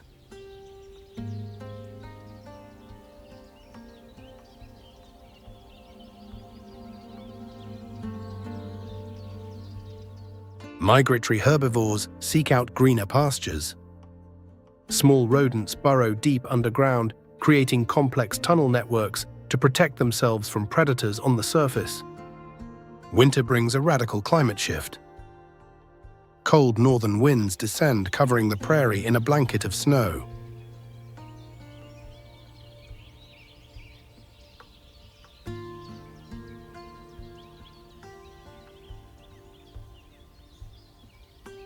The landscape of the mixed grass prairie is not just flat open fields, but also features deep canyons and rolling hills. This rugged terrain creates shadowy hiding spots where the mountain lion patiently waits for unsuspecting prey to pass. Its slender body moves effortlessly through the brush, each step silent and precise. No other predator in the region can match its patience and power.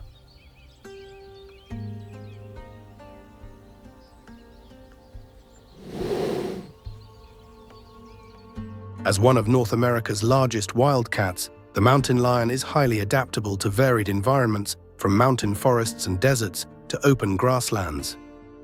It is the only member of the puma genus distinct from the big cats of Panthera like jaguars and lions.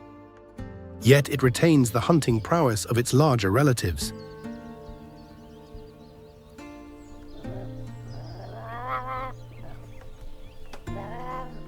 In Sioux Lakota legend, the mountain lion is revered as a spiritual protector of warriors, a symbol of strength and courage.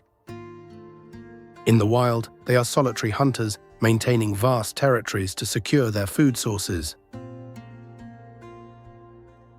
A male's territory can span up to 1,000 square miles, while females occupy smaller territories between 50 and 400 square miles. These lands serve not only as hunting grounds, but also as safe spaces to raise their young.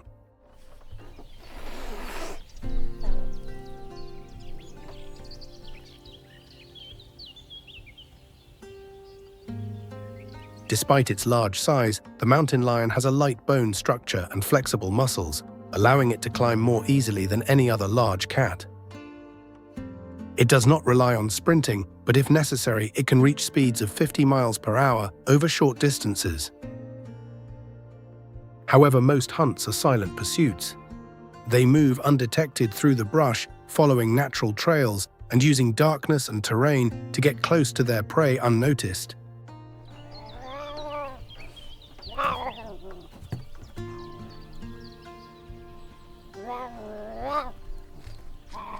With a muscular body stretching up to 8 feet, they can leap 20 to 40 feet in a single bound.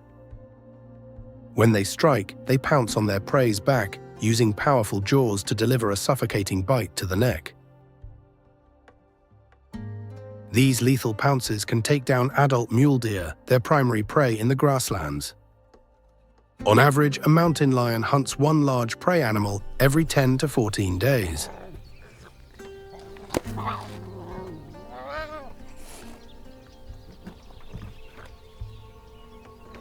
After a successful kill, they drag the carcass to a secluded spot, covering it with grass and soil, returning to feed over several days. This efficient hunting method conserves energy while providing food for scavengers like coyotes, bald eagles, and golden eagles. By controlling ungulate populations, mountain lions indirectly enhance biodiversity, preventing overgrazing and maintaining the health of the grasslands.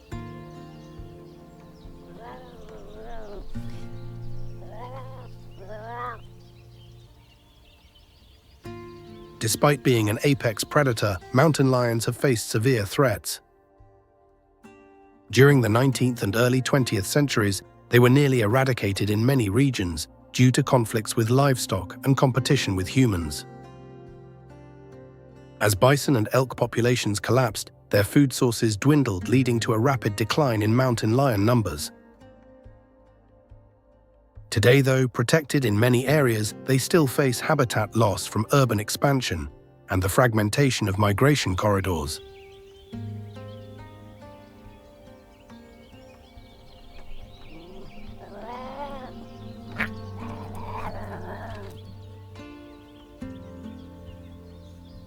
In the mixed grass prairie, their ecological role is irreplaceable. They regulate populations of white-tailed deer, mule deer, and other grazers, ensuring a balance between herbivores and vegetation. However, as agriculture and development expand, their territories shrink, making survival more difficult. Conservationists are working to establish wildlife corridors, allowing mountain lions to move between protected areas without encountering human-made barriers.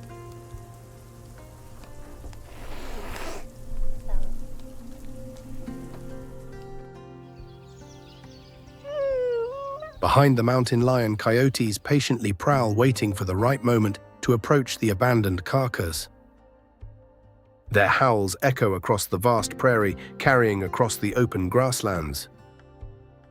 During the harsh winter months when food is scarce, they rely heavily on scavenging large ungulate prey. In less challenging times, their diet becomes highly flexible, including mice, rabbits, birds, insects, and even fruits and seeds. For thousands of years, coyotes have thrived across North America, from Canada to Mexico.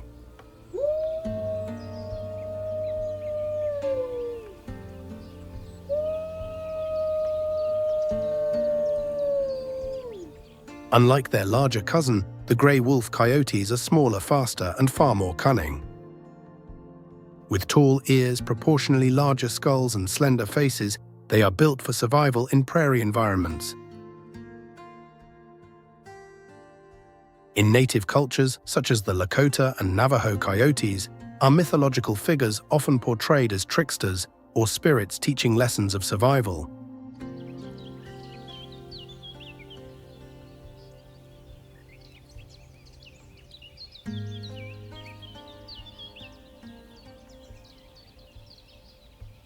Though often seen as opportunists, coyotes are also skilled hunters. They frequently hunt in pairs or small groups when targeting larger prey. Depending on resource availability, they may live in small family units or form larger packs. A dominant male and female typically lead the group, while younger members stay for a time before leaving to find their own territory.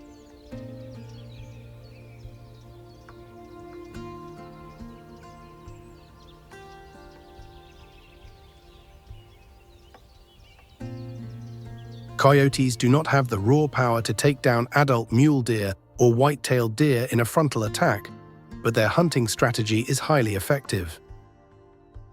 They stalk their prey using persistence hunting techniques, cutting off escape routes before attacking the tendons and legs to exhaust their target.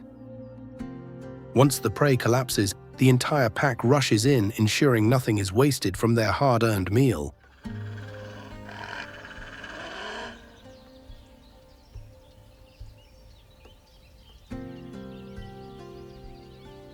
The adaptability of coyotes has allowed them to expand their range from prairies to forests, deserts, and even human suburbs. They are not picky about shelter, requiring only enough vegetation for cover and a steady food source to survive. Unlike the gray wolf, which tends to avoid human settlements, coyotes are increasingly present near urban areas, taking advantage of easily accessible food sources such as garbage and small domestic animals.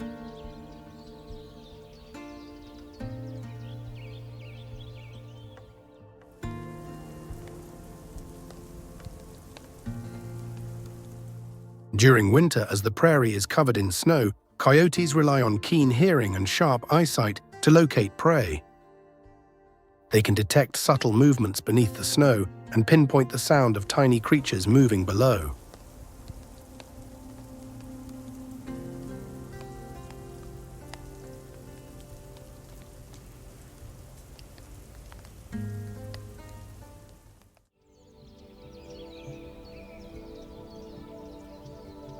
The setting sun casts a golden and orange glow on the limestone ridges and deep valleys of Badlands National Park, illuminating the rugged terrain that was once the bottom of an ancient sea millions of years ago.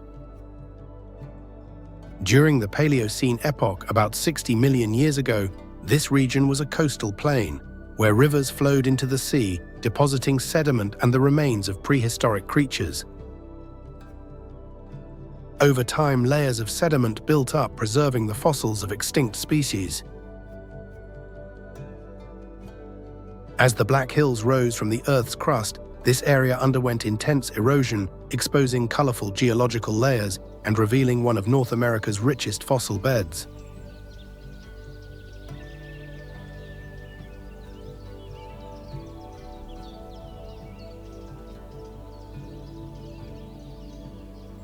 Fossils of the Titanotherium, a distant relative of the modern rhinoceros, are embedded in the eroded rock formations. Remains of Hyenodon, a prehistoric predator that once dominated this region millions of years ago, remain remarkably intact in the soft earth. These fossils offer a detailed glimpse into the past, revealing that today's grasslands were once a lush tropical environment, teeming with giant animals. Over millions of years, environmental changes shaped the current ecosystem. As the climate became drier, the dense forests disappeared, giving way to vast grasslands.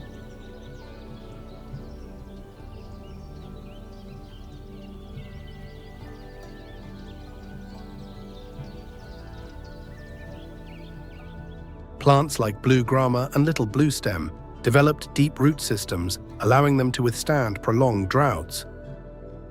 Today, Badlands National Park is one of America's most significant fossil discovery sites. Visitors can join geological tours to explore the remains of ancient creatures from the Oligocene and Miocene epochs. Trails wind through the multicolored rock formations where stacked sediment layers tell the story of the Earth one era at a time. Sunset tours offer a chance to witness the breathtaking beauty of the Badlands as the sun dips below the jagged rock formations, casting long shadows across the ancient landscape.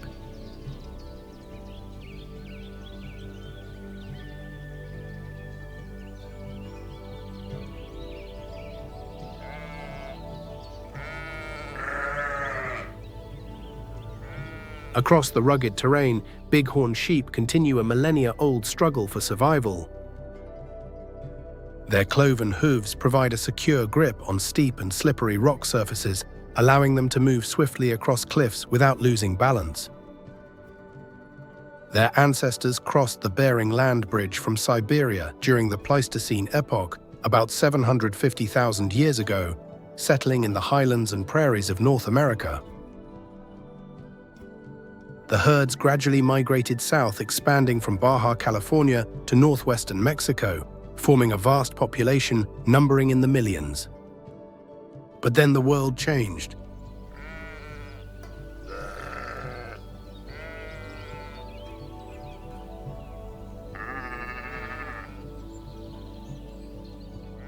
Diseases from European livestock and unregulated hunting in the 19th century drove the species to the brink of extinction. By 1900, only a few thousand remained. Yet nature did not give up on them.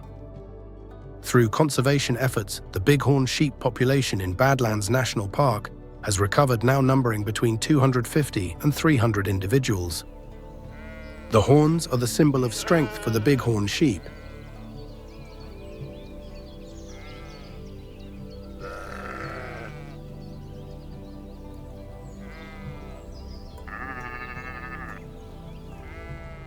Males known as rams carry massive curved horns weighing up to 30 pounds more than the combined weight of their entire skeleton. Females called ewes also have horns, but they are smaller and less curved. The body size of bighorn sheep varies by gender. A mature ram stands 39 inches tall at the shoulder and weighs between 128 and 315 pounds. A ewe is smaller, about 35 inches tall, with a weight ranging from 75 to 200 pounds.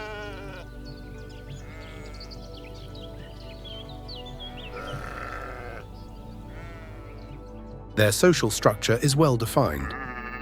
Males live in separate groups, only joining the herds during the mating season. When the time comes, battles erupt. Two rams face off, rear up on their hind legs, then charge at speeds of 20 miles per hour. The clash of horns echoes through the mountains, sometimes lasting for hours until one competitor yields.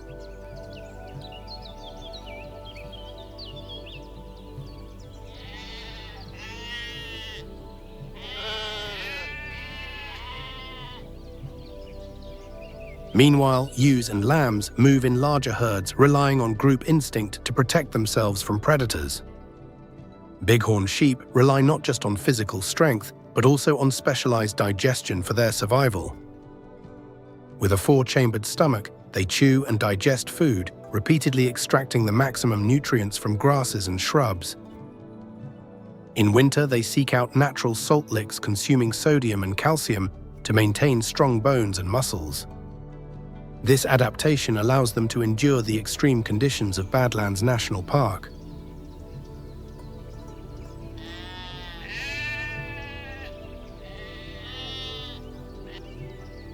More than just survivors, bighorn sheep play a crucial ecological role in the mixed grass prairie. By grazing on grasses and shrubs, they regulate plant growth, ensuring a balanced native ecosystem. They also serve as essential prey for mountain lions and golden eagles. Furthermore, as they travel the grasslands, they disperse seeds, aiding in the ecosystem's regeneration.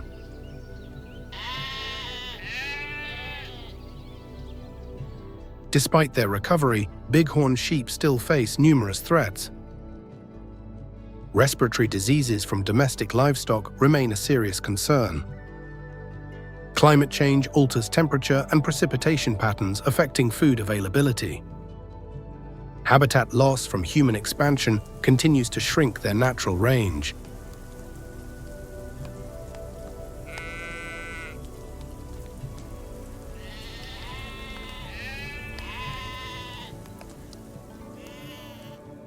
Among the towering cliffs of the Badlands, bighorn sheep continue their journey. Their curved horns rise toward the sky. Their sure-footed steps carry them across perilous ledges. They have survived the harshest challenges and still fight to secure their place in the wild.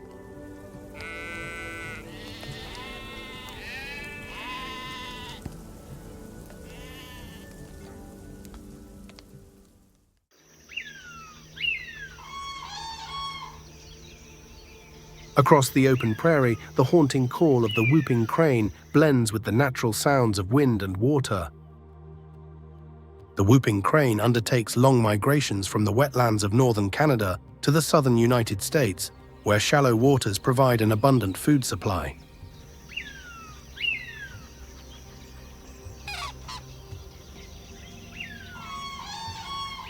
Once dominant in North America's wetlands and prairies, the whooping crane experienced a drastic decline in the early 20th century. Unregulated hunting and habitat loss drove the species to the brink of extinction. By 1941, only 15 wild individuals remained.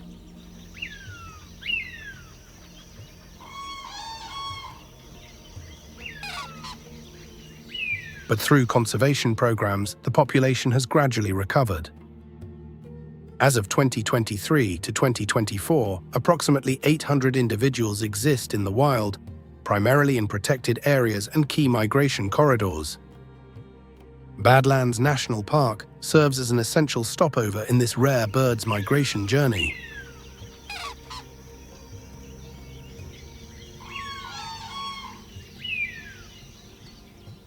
Further west, the shortgrass prairie unfolds into a dry, rugged landscape where only hardy plants like blue grama and buffalo grass can thrive. These grasses do not grow tall, but instead spread low to the ground, using deep root systems to tap into water sources hidden beneath the surface.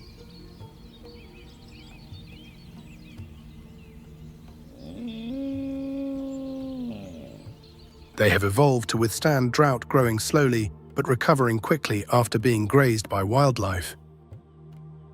No more tall grasses waving in the wind. Only low, sparse vegetation stretches endlessly across the plain.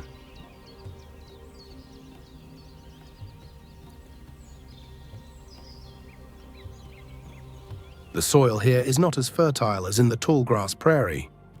It is thin, compacted, and highly susceptible to erosion as strong winds sweep across the open plains.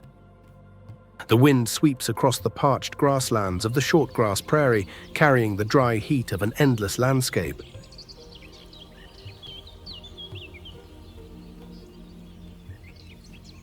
Under the vast sky, the pronghorn roams this challenging ecosystem.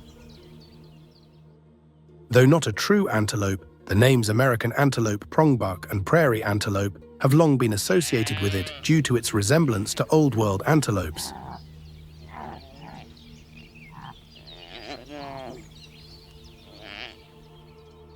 As the only surviving member of the Antilocapridae family, the pronghorn is more closely related to the giraffe and okapi a testament to its unique evolutionary history. Millions of years ago, its ancestors fought for survival against swift predators like the American cheetah, a large cat now extinct. To endure, the pronghorn developed an exceptional running system.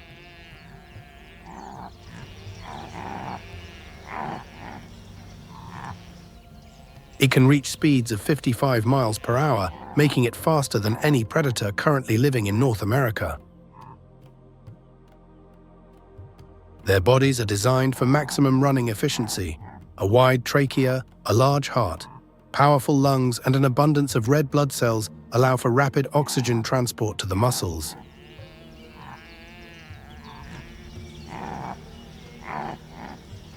Their elongated two-toed hooves absorb impact forces when landing at high speed, minimizing injury. With a light but strong bone structure and hollow fur, they maintain a stable body temperature while traversing the hostile grasslands.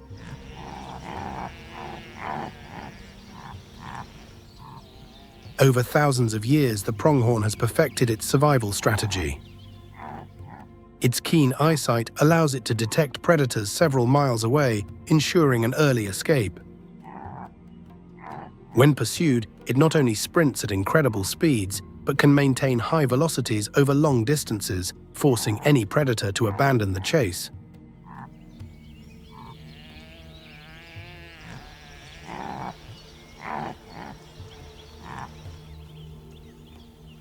They live in large herds, using numbers as an advantage to spot threats early and protect weaker members. The pronghorn's range extends across the western and central regions of North America. In the 19th century, its population had plummeted due to hunting and agricultural expansion.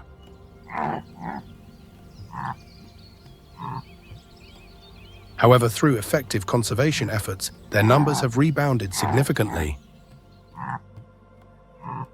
Today, the pronghorn thrives in the shortgrass prairie, where it is perfectly adapted to the dry and demanding conditions of this harsh yet resilient ecosystem.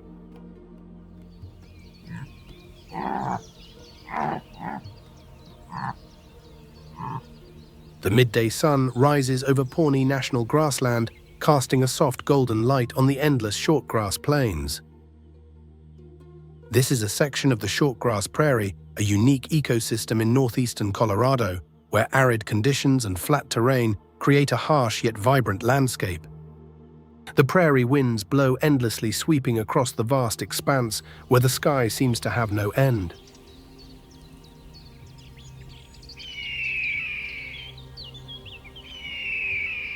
Pawnee National Grassland is also a haven for birds of prey. At chalk bluffs, tall white cliffs rise above the flat plains, creating an ideal nesting site for golden eagles.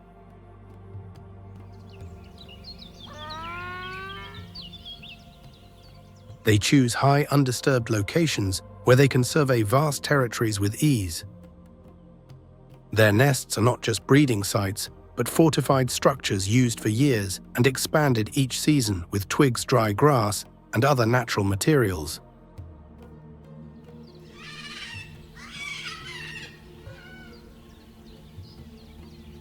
The breeding season begins in early spring.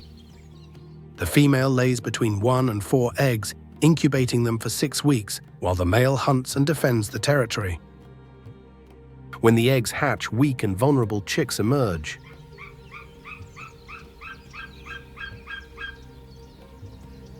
Typically, only 1 or 2 will survive to adulthood, spending the first 3 months under the strict care of their parents.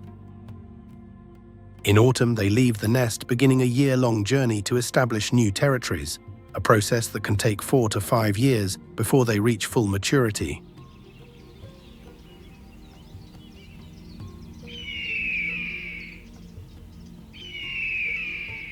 Molting is an essential process that influences the flight and survival of the golden eagle. This process begins in March or April and extends through September or October, slowing down during winter. The feathers of the head, neck, back, and scapulars are replaced annually, while the larger wing and tail feathers follow a sequential pattern known as descendant molt.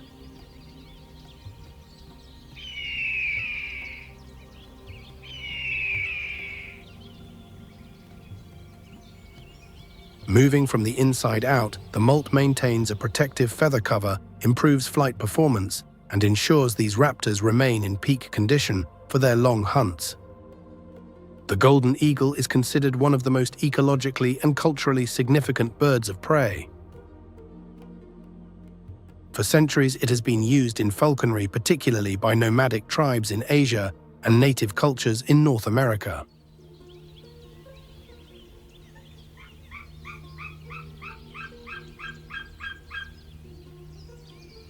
With its strength and precision, it has been revered as a symbol of power and freedom.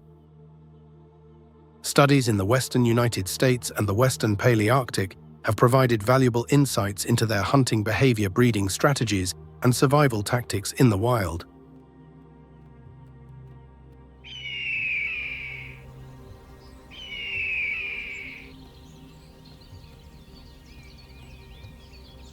The sun is high above the grasslands of the Chihuahuan Desert, casting waves of heat that shimmer across the landscape.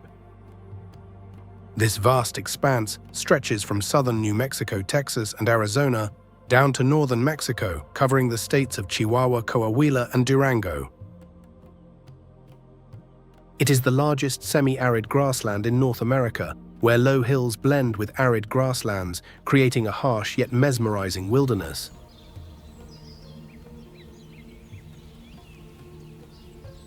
The climate here is hot and dry year-round. The average annual rainfall is between 10 and 20 inches, falling mainly in summer when sudden thunderstorms sweep across the sky, unleashing brief but intense downpours.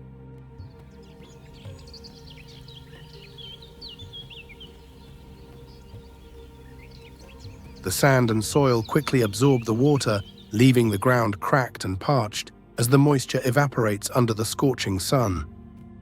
In border towns near Mexico, the Day of the Dead festival is celebrated annually, reflecting a deeply ingrained belief in the cycle of life and death in nature. Colorful skeletons, ornately decorated altars, and candlelit processions are familiar scenes, serving as a reminder of humanity's connection with the natural world.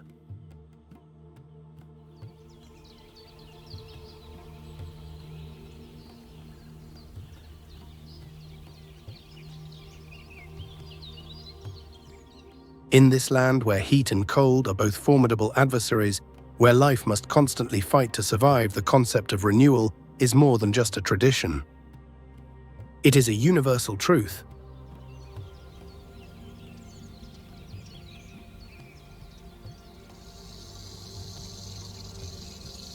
Under the scorching sun, the Texas diamondback rattlesnake slithers silently on the hot sand, concealed among rocks and dry shrubs. Measuring 5 to 8 feet long, it is the largest venomous snake in the southwestern United States.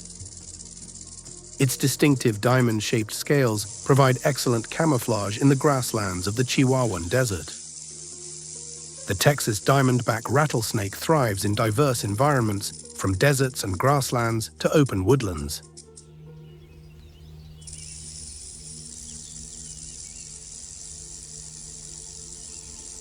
It adapts to temperature fluctuations by hiding in burrows or dense vegetation during the day and becomes active at night to hunt. Its hunting strategy is a mix of ambush and lightning-fast strikes. Heat-sensing pits on its head allow it to detect warm-blooded prey even in complete darkness.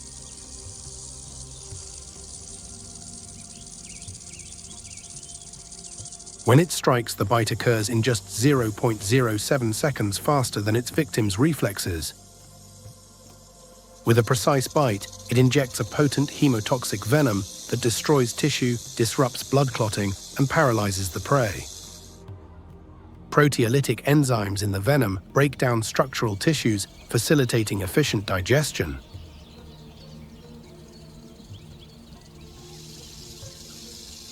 Other venom components, including zinc metalloproteinases, cytotoxins, and myotoxins, further damage cells, muscles, and the cardiovascular system of its prey.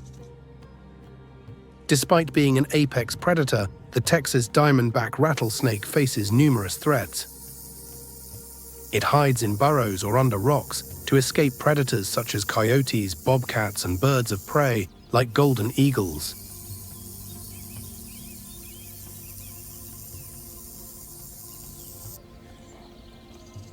When threatened, it shakes its tail, producing a warning sound to deter attackers without resorting to a venomous strike. Some individuals even use defensive tactics, like flinging soil or small debris, to back off opponents. The Texas diamondback rattlesnake plays a crucial role in controlling rodent populations, helping to maintain ecological balance in the grasslands of the Chihuahuan Desert. It is also one of the few snake species known to scavenge, contributing to the removal of animal remains from the environment.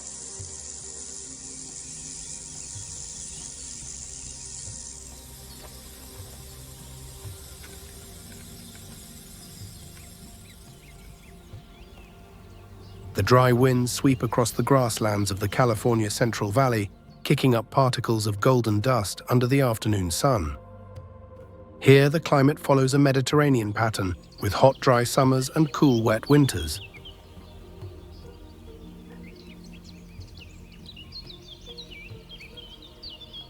During the warmest months, temperatures can exceed 104 degrees Fahrenheit, causing the ground to crack and the grass to wither.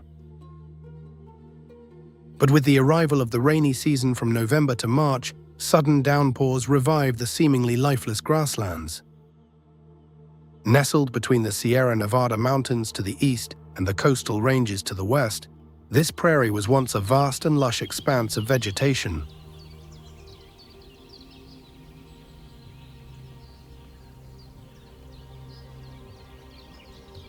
The fertile soil, enriched by millennia of sediment deposits, provided the perfect conditions for native grasses to thrive. Over time, however, much of the grassland has been transformed. Fields of wheat, almond groves, and vineyards have replaced the natural ecosystem.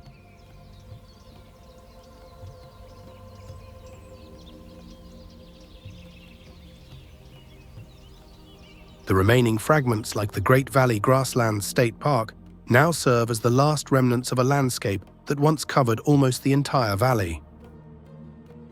Despite its reduced size, the grasslands of the California Central Valley remain a biodiversity hotspot. The remaining grasslands still support a wide variety of wildlife.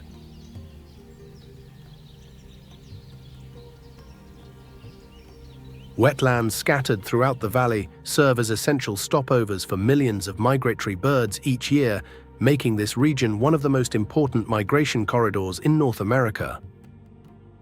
The moonlight bathes the vast fields of the California Central Valley grasslands, where the barn owl silently watches its prey. With a wingspan of 31 to 37 inches, a light body and soft, silent feathers, the barn owl can fly almost noiselessly, making it a highly effective nocturnal hunter.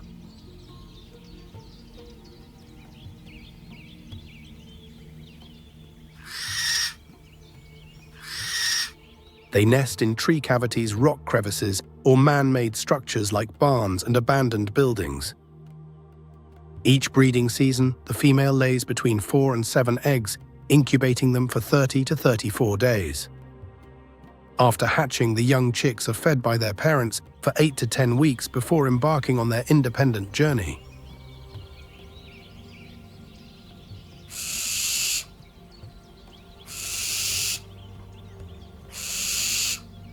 Their high reproductive rate helps maintain stable populations, even in the face of harsh environmental conditions.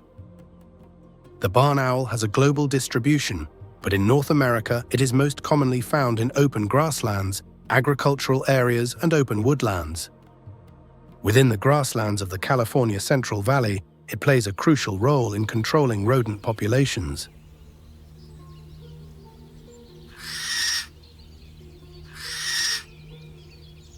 Its diet consists mainly of voles rats and other small mammals. A single adult barn owl can consume 3 to 5 rodents per night, or more than 1,000 per year, contributing significantly to the balance of the ecosystem in the grasslands. The barn owl's hunting strategy is a masterful combination of keen eyesight and exceptional auditory perception.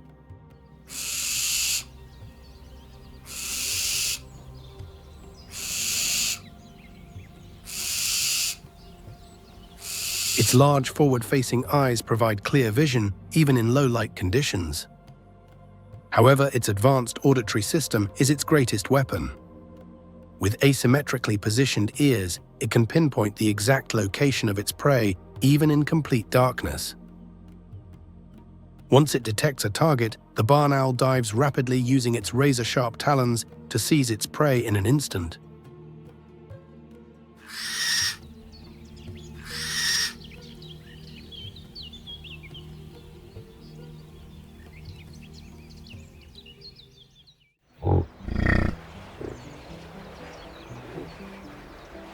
The dawn on the Great Plains reveals a scene that is both wild and merciless. A pack of grey wolves patiently follows a herd of bison. There is no sign of haste. The wolves move silently, their sharp eyes scanning every individual in the herd. The powerful adult bison pay no attention, but a lone calf on the edge of the herd lacks this protection.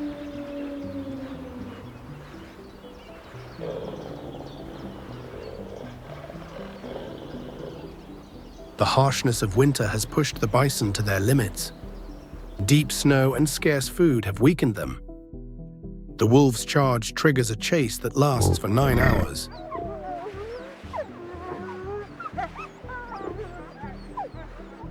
The mother bison leads the race, rushing toward the heart of the herd, while the bulls form a rear barrier, desperately trying to fend off the predators. The pursuit ends in a merciless but inevitable moment.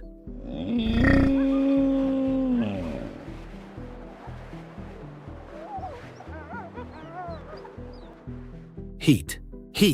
But natural threats are no longer the only forces pushing wildlife to the brink of survival.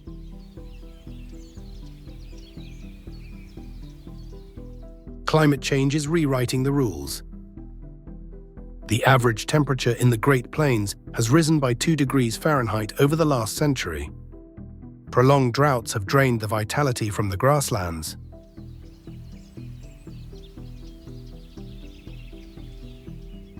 In 2023, over 40% of the grasslands in Kansas and Nebraska lost their vegetation cover, forcing herds of bison, mule deer, and pronghorn to migrate aimlessly. But not all will find a haven from God.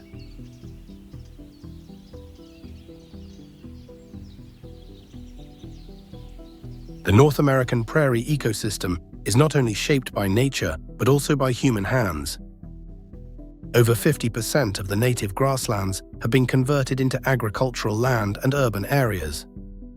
Artificial fences cut off the migration routes of pronghorns, leading to a 15% drop in the population in just 1 year.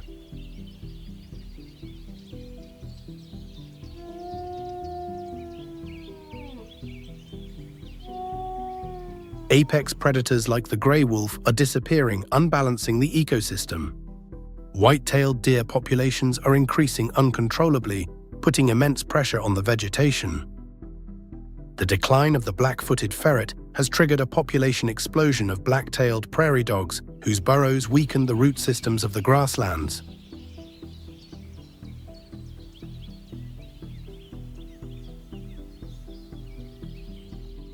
Like a great chronicle of nature, the struggle for survival in Yosemite never ceases.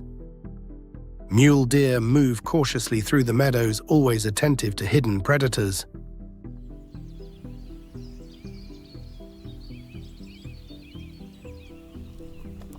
The bobcat and the gray fox, wise and cunning hunters, stalk from the imposing granite cliffs, waiting for the perfect moment to strike.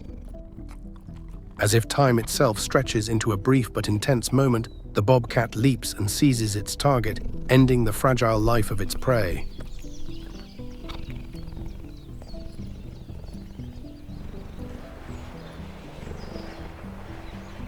The icy winter covers Yosemite, and the symphony of nature shifts to dark and somber notes. Food becomes scarce, and predators become more intense than ever. They are ready to confront each other, fighting for the last remains.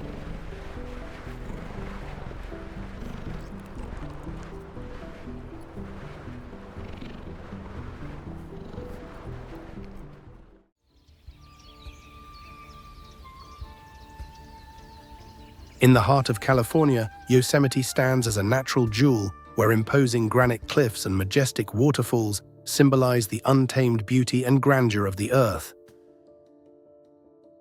However, alongside this splendor, Yosemite faces immense challenges in protecting its wildlife and maintaining the delicate balance of its ecosystems.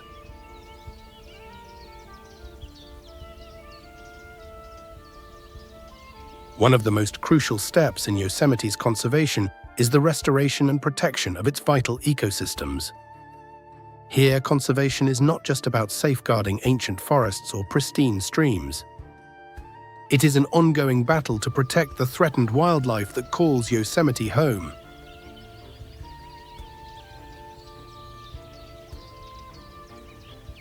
One of the most effective strategies is habitat restoration.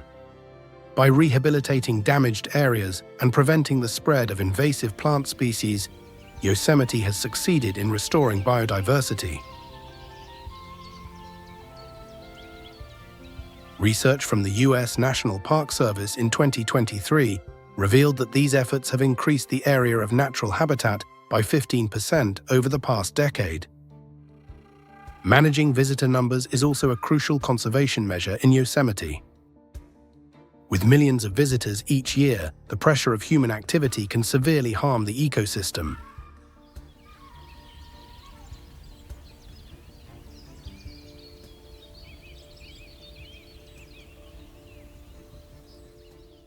To address this, Yosemite has implemented a program that limits visitor access to sensitive areas during peak seasons, while raising public awareness about the importance of protecting nature.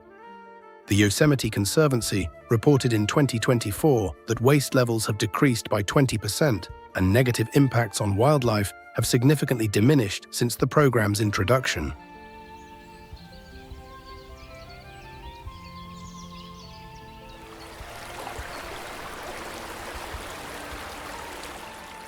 An essential part of this conservation success is the protection of the black bear, which once faced numerous threats due to the influx of visitors and encroachment on its habitat. In the early 21st century, the black bear population suffered greatly from poaching and conflicts with humans.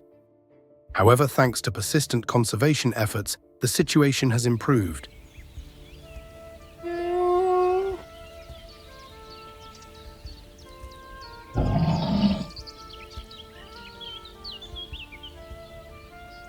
Community education programs about not leaving food out and the installation of bear-proof trash cans have reduced dangerous interactions between bears and humans. By 2023, the black bear population had rebounded significantly, with over 400 individuals recorded in the park. According to a 2023 NPS report, bear-related incidents had decreased by 75% compared to previous years.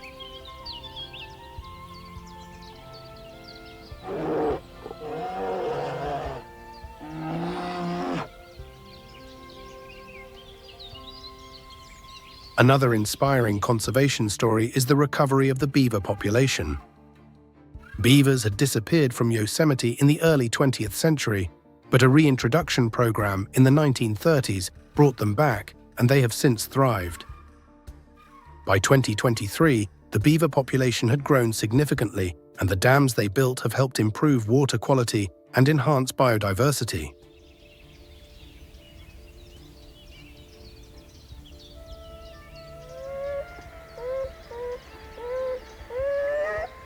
These successes in Yosemite demonstrate that nature conservation is a long journey requiring the collective effort of the entire community. By protecting Yosemite, we are not just safeguarding a national park, but also ensuring our future.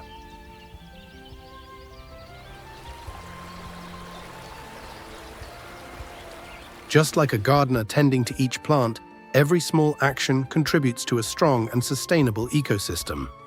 If you have ever explored Yosemite, please share your experiences in the comments below.